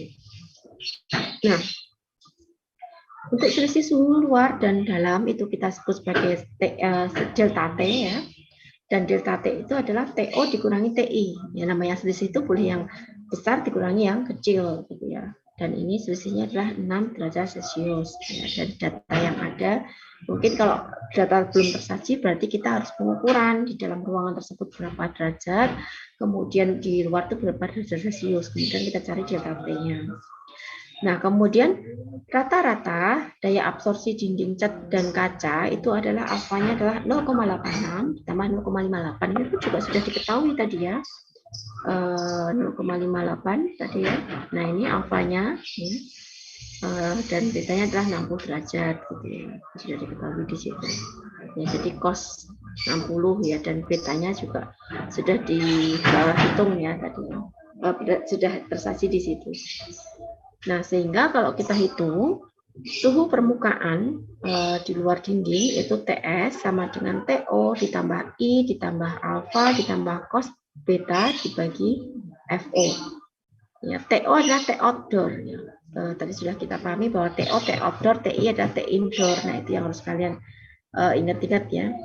Nah, itu kemudian yang kita harus tahu juga ya berapa nilai cos 60 gitu ya. Nah, itu mungkin kalau kalian hafal bisa pakai jari itu ya, kalau nggak hafal ya kalian bisa menggunakan kalkulator, itu boleh kalian bawa kalau pada saat ujian nanti kalau sudah mulai PTM ya. Sehingga ketemunya adalah 52,6 ya, maka selisih suhu permukaan luar dinding antara TS dikurangi TI gitu ya, maka TS-nya dari ini tadi ya, suhu luar dinding 52,6 dikurangi T indoor. T indoor-nya adalah 25. Sehingga ketemu 27,6. Nah, jadi nilai KI ini adalah jumlah panas atau kalor dalam ruang ya. Jadi kalau kita lihat ya, ada manusia, lampu, dan segala kondisi yang ada di dalam ruangan tersebut, yang baik itu furniture maupun manusianya ya, dan beberapa jumlah kapasitas yang ada di dalam ruangan tersebut, yaitu perlu kita identifikasi. Sehingga ketemunya karena tadi satu orang kita hitung 140 watt untuk kalori yang dikeluarkan, maka kalau kita lihat di dalam soal itu adalah 4, ya, jadi 4 orang kita kalikan 140, maka ketemu Ki yang dibawa oleh manusia tersebut. Kemudian 4 kali 100 juga karena hitungan lampu yang misalnya satu watt itu adalah satu lampu adalah 100 watt misalnya seperti itu, sehingga kita jumlahkan. Ya, tadi faktor yang harus kita identifikasi yang paling penting adalah pada KI ini adalah manusia dan lampu. Kok dalam idealnya dalam satu ruangan itu kan minimal ada itu. Ya. Kemudian panas matahari yang menembus kaca, karena tadi kita ketahui bahwa kita harus tahu gitu ya, jadi yang menembus kaca itu hubungannya dengan gamma ya, sehingga nilai I ini adalah 600 Joule tadi ya sudah diketahui, dan jumlah luasan kaca ya, kalau bukanya adalah 4 kali 1 ya kita hitung berarti dia 4 meter persegi untuk luas jumlah kacanya. Kemudian dikalikan gamanya, maka 1800 itu baru ketemu KI dan KS. Lalu kita hitung kembali untuk nilai KC-nya. Ya, jadi panas melalui dinding ditambah panas melalui kaca, ya. Maka kita masukkan semuanya, maka ketemu adalah sekitar 1209,98 watt. Kita juga bisa hitung juga nilai KV-nya ya. KV-nya itu adalah panas karena ventilasi. Jadi memang ini satu persatu langkahnya cukup panjang, gitu ya. Tadi kalian harus menghitungnya satu persatu ya. QV adalah panas karena ventilasi, ya. Jadi panas jenis udara dikalikan V dikalikan delta T. Maaf ya, ini saya agak kurang sehat, agak flu. Kemudian panas jenis udara dikalikan volume ruang dikalikan, jadi V itu bukan kecepatan tapi volume ruang ya. Kemudian dibagi pergantian udara tiap detiknya dan dikalikan delta T. Tadi kita sudah tahu delta T adalah selisih antara TO dan TI ya. Ya, ketemu maka 26 volt. Lalu kita jumlahkan semuanya. Ya, ketemu 3995,98 volt. Ya, sehingga cukup menggunakan 1 watt itu ada 3,4 PTUH, maka 1356 PTUH itu maka cukup menggunakan AC 1,5 PK. Nah, ini pendekatan ini dari mana? Dari kita tadi ya. Kalau 1,5 PK tadi berapa ya? 1,5 PK adalah 1200, 12.000. Nah, ini kurang lebihnya kita ambil yang ini 12.000 ya. Kalau tadi itu 13.000 kan yang mendekati di situ ya. Jadi kita pakai 1,5 PK seperti itu. Jadi kita lebih ke pendekatan real yang ada di dalam standar yang sudah kita tampilkan tadi. Seperti itu. Kalau mau pakai 2 PK kan jauh, karena 13.000 menuju ke 18.000 itu kan jauh ya. Mungkin range terdekatnya adalah kurang lebih dari yang ikut yang 12 juta ini gitu. Maka kita cukup menggunakan 1,5 PK. Sampai di sini ada yang mau ditanyakan? Belum ya? Nah, insya Allah sudah bisa memahami ya. Lalu 1 HP sama dengan 745,7 watt. Kemudian satuan konversi yang lainnya, 1 HP sama dengan 1 PK untuk Indonesia. Ya, kemudian 1 watt adalah 3,4 PTU, ya, PTUH. Ya, maka QM sama dengan 3995 watt dikalikan, adalah 3995,98 dikalikan 3,4. Ya. Dari 1 watt ini tadi, maka ketemunya adalah 13.586. Ya, maka kalau ini dibagi 1000 ya ketemu 1,3 PK atau 1,5 PK. Nah, ini juga ada perhitungan yang seperti ini juga gitu ya. Jadi bagaimana kita bisa pendekatan melalui standar yang ada tadi, atau juga kita bisa menghitung asalkan pendekatannya ya kalau 1,3 PK nggak ada ya kita pakai yang 1,5 gitu ya, karena lebih mendekati kan seperti itu. Nah, itu beberapa perhitungan ya yang kemarin juga sudah kalian coba. Ya. Mungkin dari sini ada yang mau ditanyakan? Bisa dipahami ya? Ya, kalau nggak ada pertanyaan. Ya, Mbak Nisa? Izin bertanya, Bu.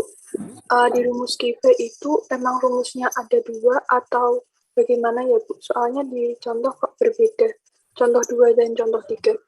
Ya, ada dua hal yang berbeda ya. Jadi contoh kasus yang berbeda. Itu kadang-kadang kalau kita lihat rumus itu kan diketahuinya apa, lalu kita mengerjakannya dengan rumus yang seperti apa gitu ya. Tapi ini kalau kalian lihat di buku Satwiko gitu ya, ada beberapa rumus yang memang digunakan di situ gitu ya, sehingga tergantung kasus yang diketahui itu apa saja, beberapa komponen yang ada itu apa saja, seperti itu ya. Makanya perlu penting sekali ya kalau kalian tuh juga selain belajar di open learning, kalian juga sering baca buku ya, beberapa literatur sudah kami sampaikan. Kalau materi Fisbang itu lebih banyak kita pakai menggunakan literatur yang dari Prasatwa Satwiko, Fisika Bangunan 1, 2, kemudian akustik kita pakai Mediastika, kemudian ada juga yang bukunya Hans Frick itu ya, yang apa namanya, ada pada bagian dari ilmu-ilmu material ya, dan juga ada juga yang judulnya Fisika Bangunan tapi karya Hans Frick gitu. Di situ kita bisa temukan beberapa rumus yang ada gitu ya, sehingga kita sesuaikan dengan kondisi yang ada, kondisi diketahui atau data yang ada, seperti itu. Itu ya Mbak Nisa ya. Jadi kalau dalam fisika bangunan memang sangat banyak sekali apa ya, rumus-rumus yang kadang-kadang tuh kita gunakan sesuai dengan kebutuhannya, seperti itu. Ya. Jadi kalau misalnya kalian nanti mencoba beberapa perhitungan yang mungkin merasa kok ini benar nggak ya saya pakai rumus ini, kalian bisa juga konfirmasi ke kami gitu ya, kalau misalnya mau menghitung ini jawabannya sudah benar atau belum kalau kita menggunakan rumus ini gitu. Nah ini pernah terjadi dalam soal UTS gitu ya, waktu kita 3 tahun yang lalu ya, sebelum kita menggunakan skema open learning dan kita menggunakan daring gitu ya, pernah kami mengumumkan bahwa nilai UTS-nya agak kurang baik gitu ya, karena memang nilai-nilainya itu dalam ujian tertulis dan waktu itu closed book gitu ya, itu memang mahasiswa tuh merasakan setiap keluar ya, setiap saya mengawas ujian gitu, saya tanya gimana bisa ngerjain gitu kan, lalu dia menjawab bisa Bu, insya Allah saya bisa kok tadi sampai selesai gitu ya. Perasaan puas untuk mengerjakan, tapi ketika di rumah apa namanya, dia masih merasakan aku tadi bisa ngerjain, nilaiku pasti bagus gitu ya.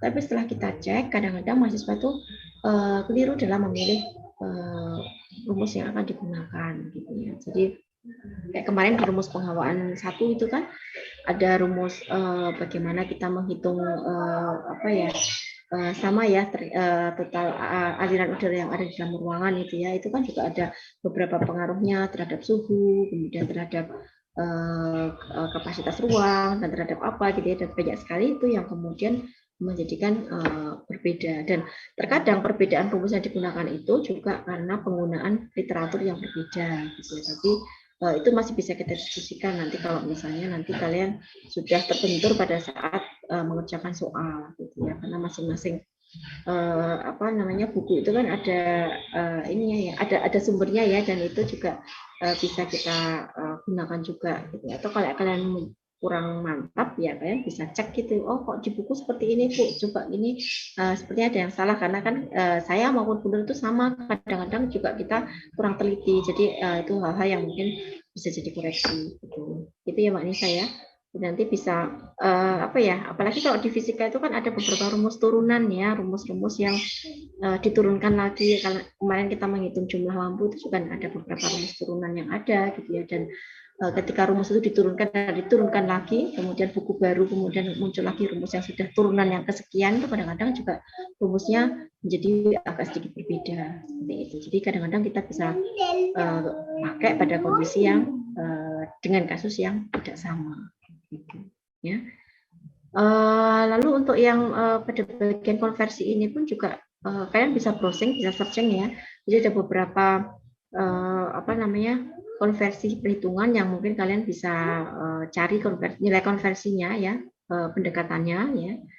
Kemudian kalau tadi kita tentukan bahwa 13.000 sekian itu adalah 1,3 PK, atau kita bisa menggunakan 1,5 PK karena ini adalah pendekatannya misalnya seperti itu ya, karena tadi kita sudah ada ini ya, kurang lebihnya standarnya kan seperti ini gitu ya. Jadi berapa ACPK yang berapa PKAC yang sering muncul yang bisa kita gunakan gitu ya. Dan saya rasa kalau saya lihat dari beberapa contoh yang sudah kalian kerjakan tadi, insya Allah sudah paham gitu ya, Ya itu tadi catatannya, kalau kalian sudah mengerjakan dengan hasil kerja sendiri, berarti saya bisa menilai bahwa kalian sudah bisa memahami rumus yang ada. Karena sebenarnya kan kalau kita kasih contoh soal itu kan kasusnya itu kan cuma beda kasus tempat saja, tapi yang namanya rumus yang kita gunakan ya tetap sama gitu ya, dan cara mengerjakannya pun juga sama gitu ya.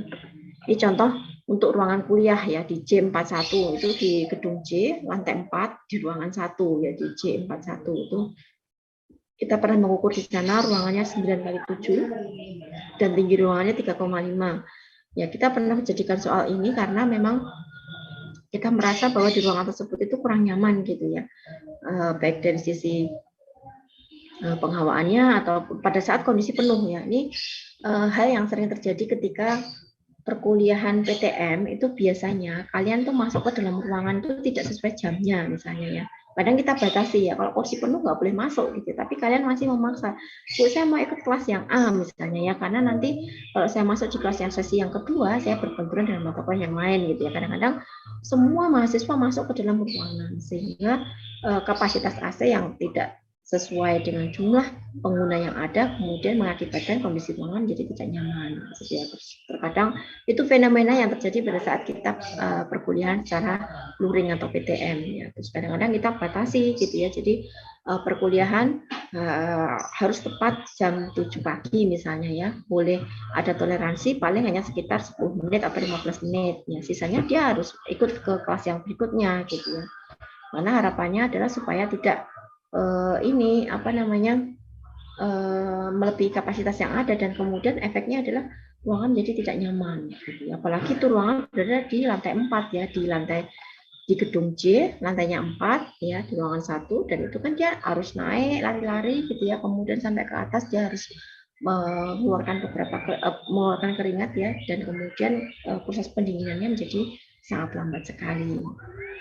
Nah, di situ ya bisa kalian buktikan nanti pada saat kalian sudah ke kampus, mungkin kalian di J41 ya. Di situ ada salah satu dinding ruang terpanjangnya menghadap ke timur gitu ya. Kemudian pada bagian dinding yang lain berimpitan dengan ruang lain itu yang menghadap ke barat, itu dia berimpitan ya. Pada dinding terpanjang memiliki jendela kaca berukuran 3 kali 1,5. Nah, ini juga perlu kita identifikasi. Ya, jadi jendela kaca itu berapa kita ukur. Nah, jadi dia 3 kali 1,5 meter. Ya udah kita tuliskan di situ. Kemudian hitunglah kapasitas AC yang dibutuhkan berdasarkan beban penyejukan. Jadi kita coba hitung ulang apakah ruangan tersebut sudah sesuai dengan kriteria, sehingga apakah kita kesalahan itu hanya pada jumlah kapasitas yang melebihi kapasitas ruang, atau memang jumlah AC yang tersedia itu kurang memadai misalnya ya, atau kurang tepat dalam perhitungan jumlah AC dan jumlah kapasitas yang dipasangnya ya, kapasitas AC-nya. Nah, kemudian kita bisa melihat ya data-data lain ya. Kita bisa sebut dinding batu bata tebal 114 mm ya. Karena apa? Kita tahu kondisinya ruangannya menggunakan tembok ya. Dan di plester di kedua sisi dinding. Nilai transmitannya untuk U itu sama dengan 3,24 ya. Ini sudah ada diketahui ya di situ. Dan daya absorpsi itu permukaan dinding alfanya adalah 0,86. Nah, itu kan terjadi ketika dindingnya berwarna putih misalnya, kemudian dinding berwarna apa lagi, mungkin ada beberapa kaitannya ya. Dan khusus dengan warna dinding cat putih yang mengkilat itu alfanya adalah 0,30 ya, atau 30%. Sedangkan permukaan dinding itu sendiri adalah 0,86 atau 86%. Nah, terdapat kaca seukuran 3 kali 1,5. Tadi diceritakan bahwa di sini ada dinding terpanjang tersebut memiliki jendela kaca berukuran 3 kali 1,5 seperti itu, dengan daya transmitan kaca untuk U-nya adalah 4,48. Ya. Saat pengukuran sudut datang matahari, nilai deltanya adalah 60 derajat. Pada faktor perolehan panas, ya, cahaya matahari itu gamanya adalah 0,75. Ya. Terjadi 27 orang di dalamnya. Ya. Mungkin ini kondisi yang tidak full kali ya, 27 orang di dalamnya. Karena saya tahu tuh ruangannya tuh cukup besar gitu ya. Dengan asumsi kalori yang dikeluarkan 140 ya, karena itu 27 orang berarti nanti harus dikalikan jumlah kalori per masing-masing orang ini tadi. Ya. Sehingga kita bisa lihat ya saat pengukuran sudut datanya matahari, ya, ini beta 60 ya, dan ini juga bisa terjadi karena ini ya sudut datanya matahari kita bisa lihat dari bentuk jendela, kemudian desain jendelanya, arah datangnya sinar, itu bisa kita identifikasi juga gitu ya. Tapi kalau di sini diketahui betanya adalah 60 derajat ya, dan faktor perolehan panas cahaya matahari adalah 0,75. Kemudian terdapat 27 orang di dalamnya tadi ya, dan lampu TL-nya menyala 5 buah ya. Kalau kita asumsikan satu lampu itu mengeluarkan 100 watt, maka 5 buah berarti nanti bisa kita kalikan seperti itu. Karena tadi kalau kolor internal itu yang berhubungan adalah yang berkaitan di situ adalah antara manusia dengan lampu. Ya.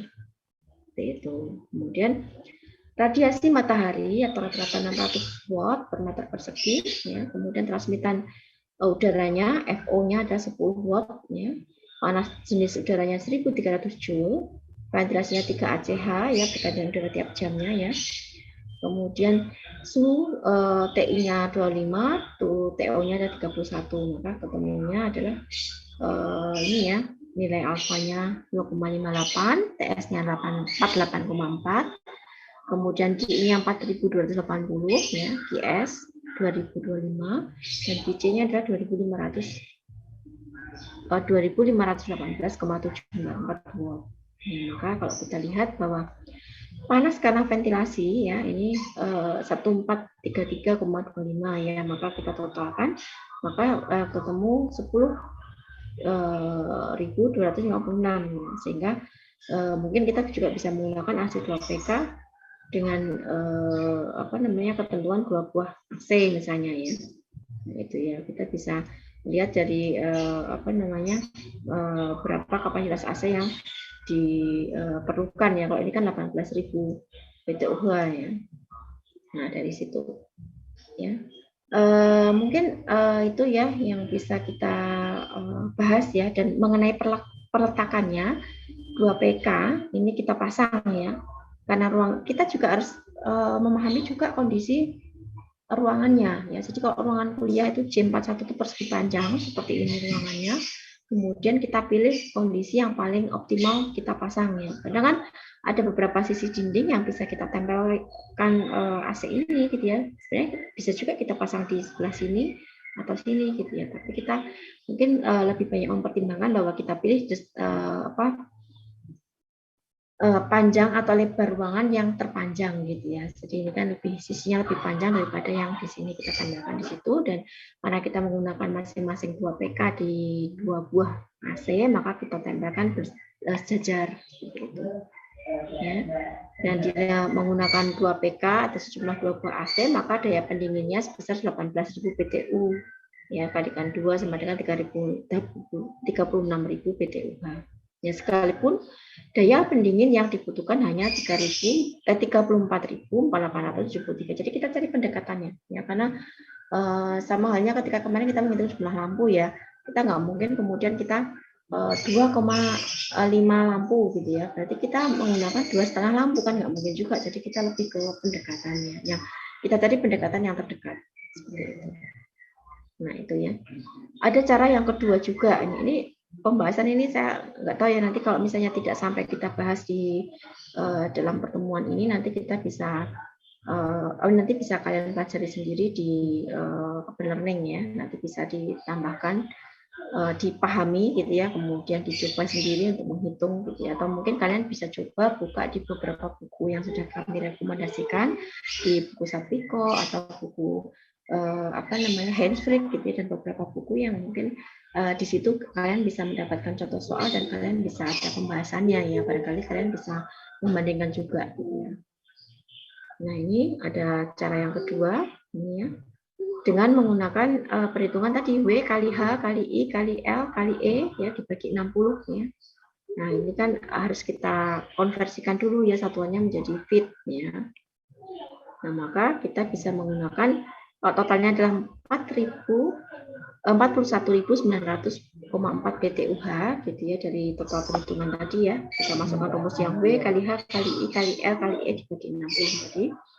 maka ketemu sekian, kita bisa menggunakan AC 3 buah ya, dengan buah PK 1 buah ya, jadi 1 buah dan 1,5 PK dengan jumlah 2 buah. Itu tergantung kondisinya juga ya, kita mau taruh di bagian mana saja. Jadi kita bisa merencanakan, kita asumsikan kira-kira nanti supaya distribusi udara di dalam ruangan itu merata, sehingga pada saat digunakan untuk ruang kuliah itu mau kita pakai, mau posisi duduk di mana ya, di depan, belakang, tengah, atau di manapun, harapannya tetap mendapatkan hak pendinginan udara yang sama seperti itu, karena distribusi harus merata. Begitu juga dengan pencahayaan ya, kemarin kita bahas bahwa kita upayakan pencahayaan itu harus merata gitu ya, karena kondisi yang harus kita siapkan itu ya, dalam satu ruangan kelas itu harus memang kondisi yang merata distribusinya gitu ya, karena kita bayarnya sama, SPP-nya sama gitu ya, yang di depan mendapatkan penerangan, di belakang juga sama, dan di depan mendapatkan sejukan AC ya di belakang juga sama, logikanya kan seperti itu gitu ya, sehingga harapannya kita di semua titik ruangan kita kita setting, kita tata layoutnya supaya terjadi pemerataan dalam distribusi udara itu sendiri. Nah, itu ya. Jadi mungkin kalau penggabungan seperti ini ada dua, yang 1 2 PK, kemudian yang 2 adalah 1,5 PK, AC-nya maka kita bisa setting seperti ini. Gitu ya, mungkin dengan alasan pertimbangan tertentu gitu ya, karena mungkin karena kalau di sisi timur itu memang dia tidak berhubungan langsung dengan matahari ya, jadi di posisi itu sebenarnya tidak terlalu panas juga gitu ya, justru malah yang langsung berhubungan dengan matahari itu di bagian utara maupun selatan misalnya seperti itu dan seterusnya. Jadi mungkin itu bisa menjadi beberapa faktor pertimbangan ya, dan beberapa konversi yang ada juga yang HP itu sama dengan 745,7 watt ya, dan sama dengan 1 PK untuk Indonesia ya, dan kita lebih familiar dengan satuan PK ya. Kalau kalian mau pasang AC itu kan coba beli yang sekian PK dan seterusnya. Nah, itu bisa kita lihat dalam yang terjadi di pasar ya, sering kita beli jumlah AC yang berapa PK gitu. Lalu untuk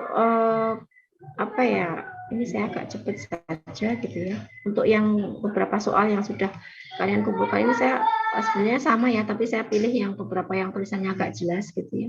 Ini saya ambil dari bukunya Mbak Salsabila Safa gitu ya. Dan hampir semua menghitungnya itu dengan ketemunya adalah 2,5 PK dengan kapasitas jumlah AC-nya adalah 4 gitu ya. Nah, ini kalian sudah melalui beberapa tahapan perhitungan gitu ya, dan kalian sudah bisa memasukkan beberapa faktor-faktor yang diketahui dalam soal tersebut ya, kondisi existing dalam ruangan tersebut. Kalian sudah bisa mengidentifikasinya ya, dengan diketahui. Ini cara yang benar ya, cara yang benar ketika kalian mengerjakan. Tulis diketahui.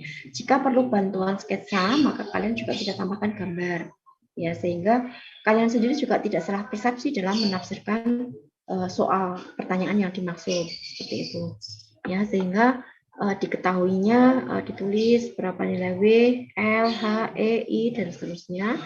Kemudian yang ditanyakan apa itu Anda tulis dulu ya. Jadi biasakan dalam pengerjaan soal itu harus seperti itu ya.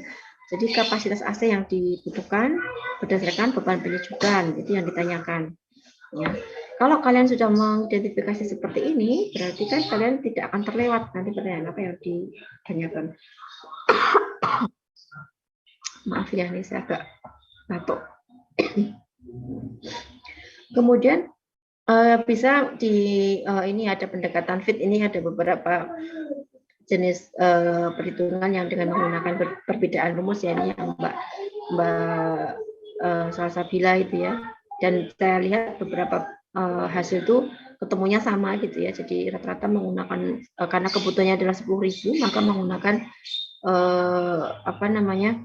nilai AC-nya dia menggunakan 4 kali 2,5 PK itu ya. Nah, seperti itu. Nah, ini prosesnya juga sama dengan rumus tadi dan kalian saya lihat juga sudah bisa mengerjakan. Jadi saya mungkin tidak perlu membahasnya lagi gitu ya, karena kalian sudah secara urut. Artinya apa? Coba kalian bayangkan ya, kalian bisa mengerjakan satu soal ini ya dalam 2 lembar. Ya. Dan ini yang terjadi ketika nanti kalian PTM.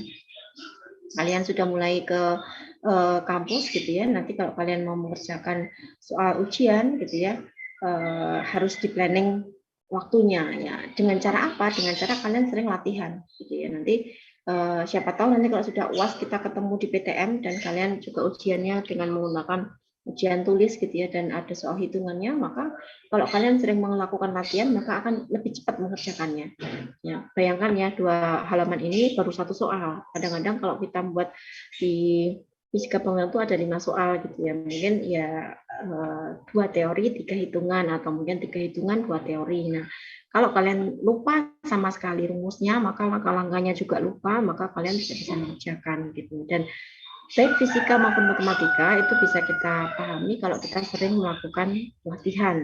Ya, ada chat absen ya, jangan lupa untuk mengisi absen. Nah, di situ ini ya hampir semua kalau saya lihat itu hasilnya sama dalam perhitungannya ya, perhitungan nilai QM-nya itu berapa, itu juga hampir sama semua gitu ya dari masing-masing mahasiswa. Dan makanya tadi harapan saya ini kalian mengerjakan sendiri-sendiri gitu ya, sehingga kalau jawabannya sama semua itu karena kalian bisa dan mampu mengerjakan, bukan karena kalian nyontoh punya temen. Nah, ini kan rata-rata kan sama semua ya. Jadi saya rasa ini tidak masalah ya untuk perhitungan jumlah AC, kayaknya kalian lebih mudah memahami karena tidak banyak rumus gitu ya. Tidak banyak rumus ya, hanya ada 1 rumus akhir tapi ada langkahnya yang cukup banyak ya. Beda dengan materi pencahayaan kemarin yang ada beberapa rumus yang mungkin kalian harus hafalkan gitu ya. Dan ini sebenarnya hanya ada 1 rumus utama, tapi ada bagian step by step yang harus kalian hafalkan. Gitu. Jadi saya rasa kalau kalian ingat beberapa nilai Q, gitu ya, nilai QM, QI, QC, QV, QS, nah itu insya Allah nanti kalian akan, oh QS itu solar, oh berarti kan itu hubungannya dengan rumusnya ini. Nah seperti itu mungkin insya Allah kalian akan lebih hafal. Oh QV itu adalah Q ventilasi gitu ya, oh berarti kita hubungannya dengan bukaan dan seterusnya ya. OQM itu adalah yang nanti akan kita hitung kapasitas untuk mekanikalnya itu berapa dan seterusnya. Nah itu yang kemudian mengingatkan dari beberapa simbol-simbol yang ada tuh kalian hafalkan supaya nanti pada saat menghafalkan rumus pun juga tidak kesulitan gitu ya. Karena gimana ya, kalau maunya nggak dihafal ya memang harus hafal, tapi juga harus dipahami gitu, tidak hanya sekedar menghafal seperti itu ya. Jadi cara menghafalnya ya kadang-kadang kita menyingkat ya, disingkat ya dari beberapa singkatan rumus yang kemudian nanti menghasilkan beberapa singkat ya, atau disebut akronim atau apa itu ya, supaya mempermudah kalian dalam menghitung ya. Ini saya cek semuanya jawabannya hampir sama ya. Saya sedang mencari jawaban yang berbeda, saya belum temukan gitu ya. Nanti kalau ada jawaban yang berbeda, itu coba kita akan bahas gitu ya. Itu ya. Ini sudah waktunya juga sudah sangat ini ya, hampir jam 9 ya. Mungkin nanti akan kita lanjutkan pekan depan karena memang tidak mungkin kita selesaikan semua materi pada pertemuan hari ini karena kita lingkupnya pada tema hari ini adalah pembahasan soal gitu ya. Dan saya lihat juga dari beberapa kemarin walaupun sudah diberi arahan oleh Bu Nur Rahmawati untuk coba silahkan kalian coba kerjakan gitu ya, iseng-iseng kalian coba ya, dan ternyata banyak sekali yang mencoba dan saya ucapkan terima kasih atas istilahnya keaktifan kalian ya, walaupun ini semua juga demi kebaikan kalian gitu ya. Tapi ketika kalian mau mencoba gitu ya, dan itu saya rasa sudah menjadi nilai poin tersendiri gitu ya. Kalau kalian mau mencoba menghitung sebelum ada penjelasan yang detail gitu ya tentang pembahasan soal yang disampaikan beberapa rumus yang ada gitu ya. Untuk pertemuan yang ke-8 ini sebenarnya kan kita membahas tentang efisiensi energi melalui passive design ya. Nanti akan kita sambung pekan depan ya, ada beberapa contoh video yang mungkin kalian bisa juga pelajari sendiri di situ gitu ya. Kemudian nanti bisa kita diskusikan pada pertemuan yang akan datang gitu ya. Kalau tidak salah pertemuan yang akan datang kita sudah ini ya, sudah UTS ya kalau nggak salah, karena sudah ada panggilan untuk membuat soal ujian gitu ya. Jadi mudah-mudahan nanti ya kita sambung lagi untuk pertemuan penghawaan. Kalau sebelum selesai materinya kita sambung setelah UTS. Tapi untuk materi UTS berarti kita membahas tentang pencahayaan ditambah dengan penghawaan yang sudah kita sampaikan sedikit ya. Mungkin belum semuanya, tapi istilahnya pencahayaan dan penghawaan yang sampai pada pertemuan hari ini yang sudah disampaikan gitu ya. Walaupun kalian juga bisa mempelajari sendiri gitu ya tentang beberapa materi yang mungkin bisa kalian pelajari lebih dulu seperti itu. Ya, jadi ini ada prinsip passive design yang mungkin kalian coba pelajari dulu gitu ya. Nanti sambil setelah UTS nanti kita bahas lagi gitu ya. Nah, kalau misalnya nanti pekan depan sudah UTS, saya juga belum terima jadwalnya, tapi kok dia dari kalender akademik kayaknya kita tinggal 1 pekan ini ya. Benar ya? Ada yang bisa bantu jawab? Benar nggak? Di kalender akademik kita tinggal 1 pertemuan ini? Benar? Ada yang sudah cek belum? Minggu depan udah UTS. Minggu depan udah UTS ya. Jadi nanti ini coba kalian apa sih passive building design, nanti kita kalau tidak cukup membahasnya kita bahas di pekan depan, tapi intinya adalah kita bisa, tadi kita sudah sempat membahas tentang dasar pertimbangan apa namanya,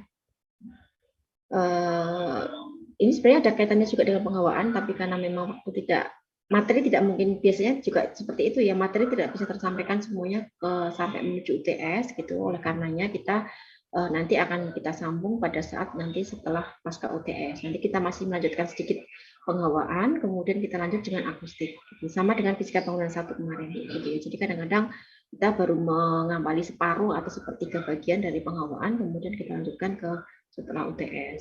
Seperti itu. Ya. Mungkin ada yang mau didiskusikan dulu? Saya rasa ini ya, kalian sudah paham semua. Dan kalau tadi kita yang paling perlu kalian pahami juga tadi ya, jadi bagaimana prinsip pengkondisian udara ini ya, yang terjadi pada saat apa ya, dasar pertimbangan apa yang perlu kalian pahami. Tadi sempat saya tuliskan di sini bahwa apa namanya, mungkin di beberapa materi yang sudah pernah kalian baca juga ada ya, karena pernah kami share juga gitu ya. Jadi yang perlu kita pertimbangkan tadi ya, pencegahan terhadap aliran udara ya. Bagaimana kita meminimalisir lubang tadi ya, kemudian beberapa volume ruang yang harus kita pertimbangkan, kayak misalnya ketinggian ruangnya, ya proporsinya gitu ya, kemudian menghindari ruangan yang bersekat. Itu menjadi satu hal yang sangat penting.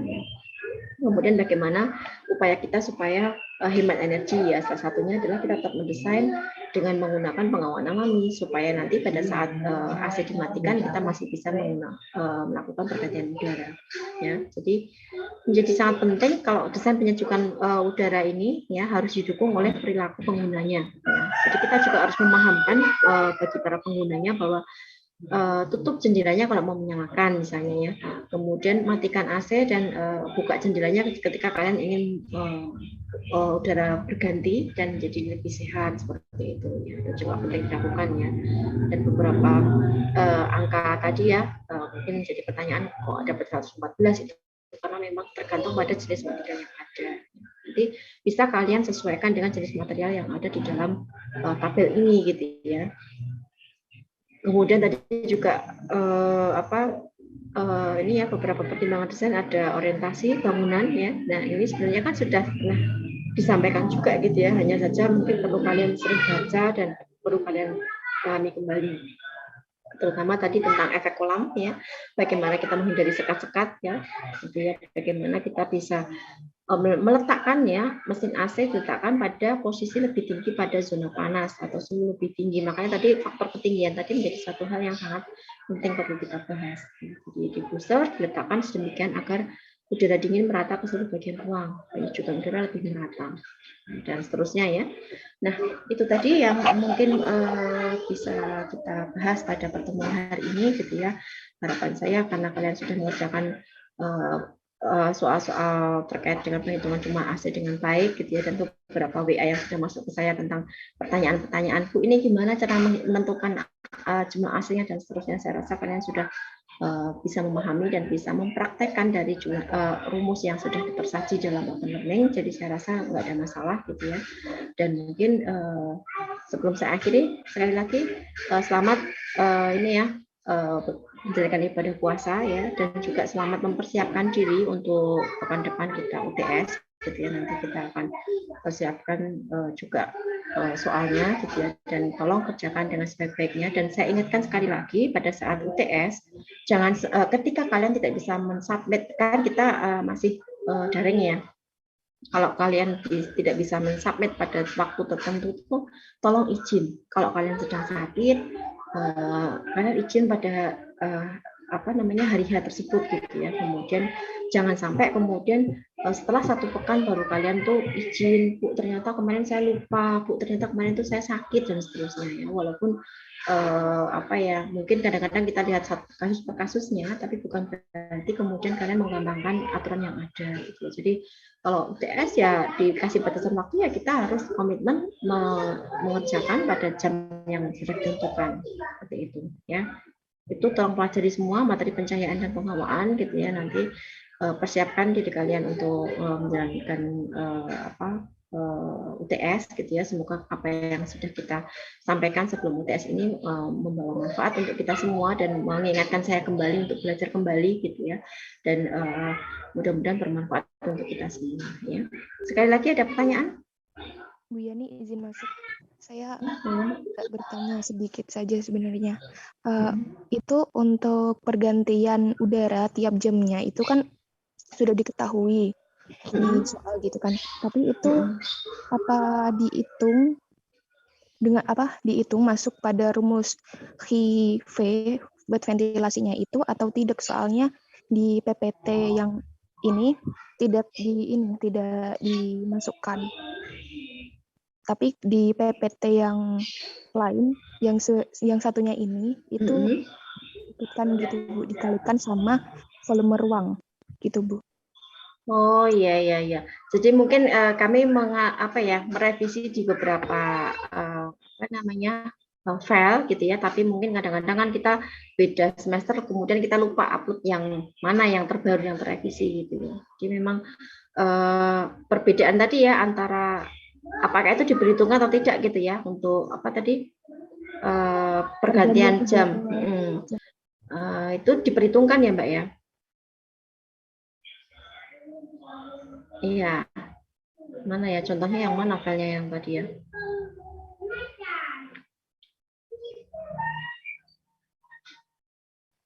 Ya, mungkin yang atau saya buka yang dari open learning ya.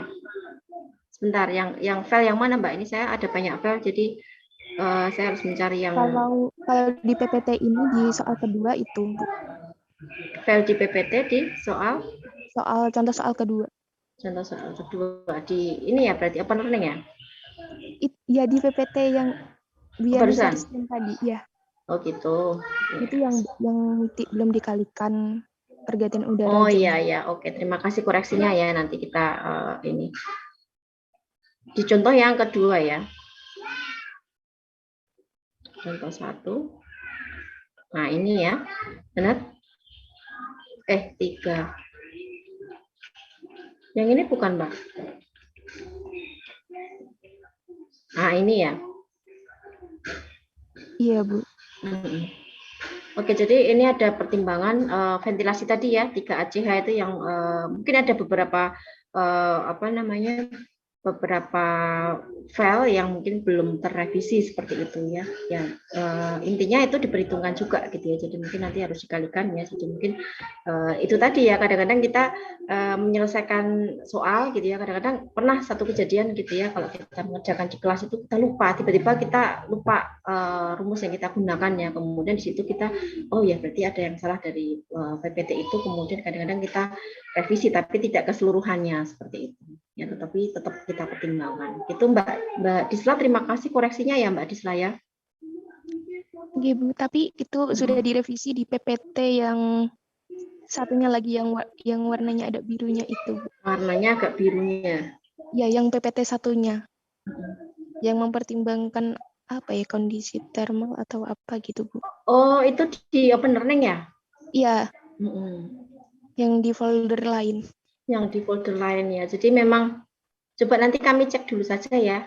Nanti kira-kira nanti coba kita infokan di grup nanti kalau misalnya ada koreksi pada bagian itu ya nanti, karena ada banyak hal, banyak file, nanti coba mungkin saya cek satu persatu, nanti kalau misalnya mana yang kita gunakan nanti akan coba kami share di grup seperti itu. Begitu gimana Mbak Disla?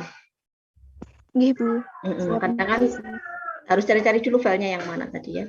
Tapi intinya secara keseluruhan kalian menghitungnya sudah benar gitu ya. Dan tinggal tadi ya satu pertanyaannya, apakah ACH itu dipertimbangkan atau enggak. Nanti saya coba cek di sumber bukunya yang ada juga gitu ya. Karena supaya nanti akhirnya kita gunakan atau tidak gitu ya. File mana yang digunakan untuk perhitungan ACH itu yang kemudian nanti akan kami jawab setelahnya ya. Itu ya Mbak Disla ya. Ada lagi? Sudah. Ada lagi sudah Mbak Susan. Terima kasih. Baik ya. Izin bertanya Bu, untuk kisi-kisi UTS apakah hanya materi pencahayaan saja? Nah, tadi sudah saya sampaikan bahwa kalian persiapan untuk pencahayaan sampai ke penghawaan ya. Untuk ya kalian siap-siap saja gitu ya, karena materi yang sudah kita kerjakan kan sampai yang sudah kita bahaskan sampai hari ini adalah sampai ke penghawaan. Jadi tetap kalian upayakan pelajari sampai penghawaan gitu ya. Walaupun belum sepenuhnya selesai penghawaannya, tapi kalian pelajari juga, sama seperti waktu fisika bangunan 1 kan ada pertanyaan pencahayaan dan penghawaan alami juga gitu ya. Walaupun masih bagian awal ya. Itu jawabannya. Mengenai bentuk ujiannya nanti saya harus diskusikan lagi dengan Bu Nur Rahma ya, apakah bentuknya sama seperti fisika bangunan 1 kemarin ataukah seperti apa, karena memang kalau ujian tulis itu memang agak sulit ya kalau kita penilaian dalam sistem daring seperti ini. Nanti kita coba diskusikan dulu bentuknya seperti apa. Begitu ya. Ini saya sudah jam 9, takutnya nanti sudah dipakai dengan jadwal Zoom yang selanjutnya gitu ya. Malah kita tutup ya untuk pertemuan pada pagi hari ini ya. Semoga apa yang sudah kita bahas ini bermanfaat, dan tolong ingatkan saya kalau tadi saya lupa untuk membahas tadi ya soal yang ditanyakan tadi ya. Mudah-mudahan nanti segera saya bisa respon ya. Terima kasih. Mohon maaf atas segala salah kata ataupun segala hal yang mungkin kekurangan yang ada gitu ya, karena ini bulan puasa ya, jadi saya mohon maaf juga, walaupun tidak bulan puasa saya juga minta maaf gitu ya. Terima kasih atas keaktifannya gitu ya, dan saya harapkan juga tetap semangat walaupun kalian sedang berpuasa, dan persiapkan, dan semoga semua yang kita kerjakan dari pagi jam 7 tadi dinilai ibadah oleh Allah. Terima kasih. Wassalamualaikum warahmatullahi wabarakatuh. Waalaikumsalam warahmatullahi wabarakatuh. Terima kasih Bu. Iya, sama-sama. Saya N ya. Recording stopped. Oke, terima kasih. Saya N. Jangan lupa absennya ya. Terima kasih. Assalamualaikum.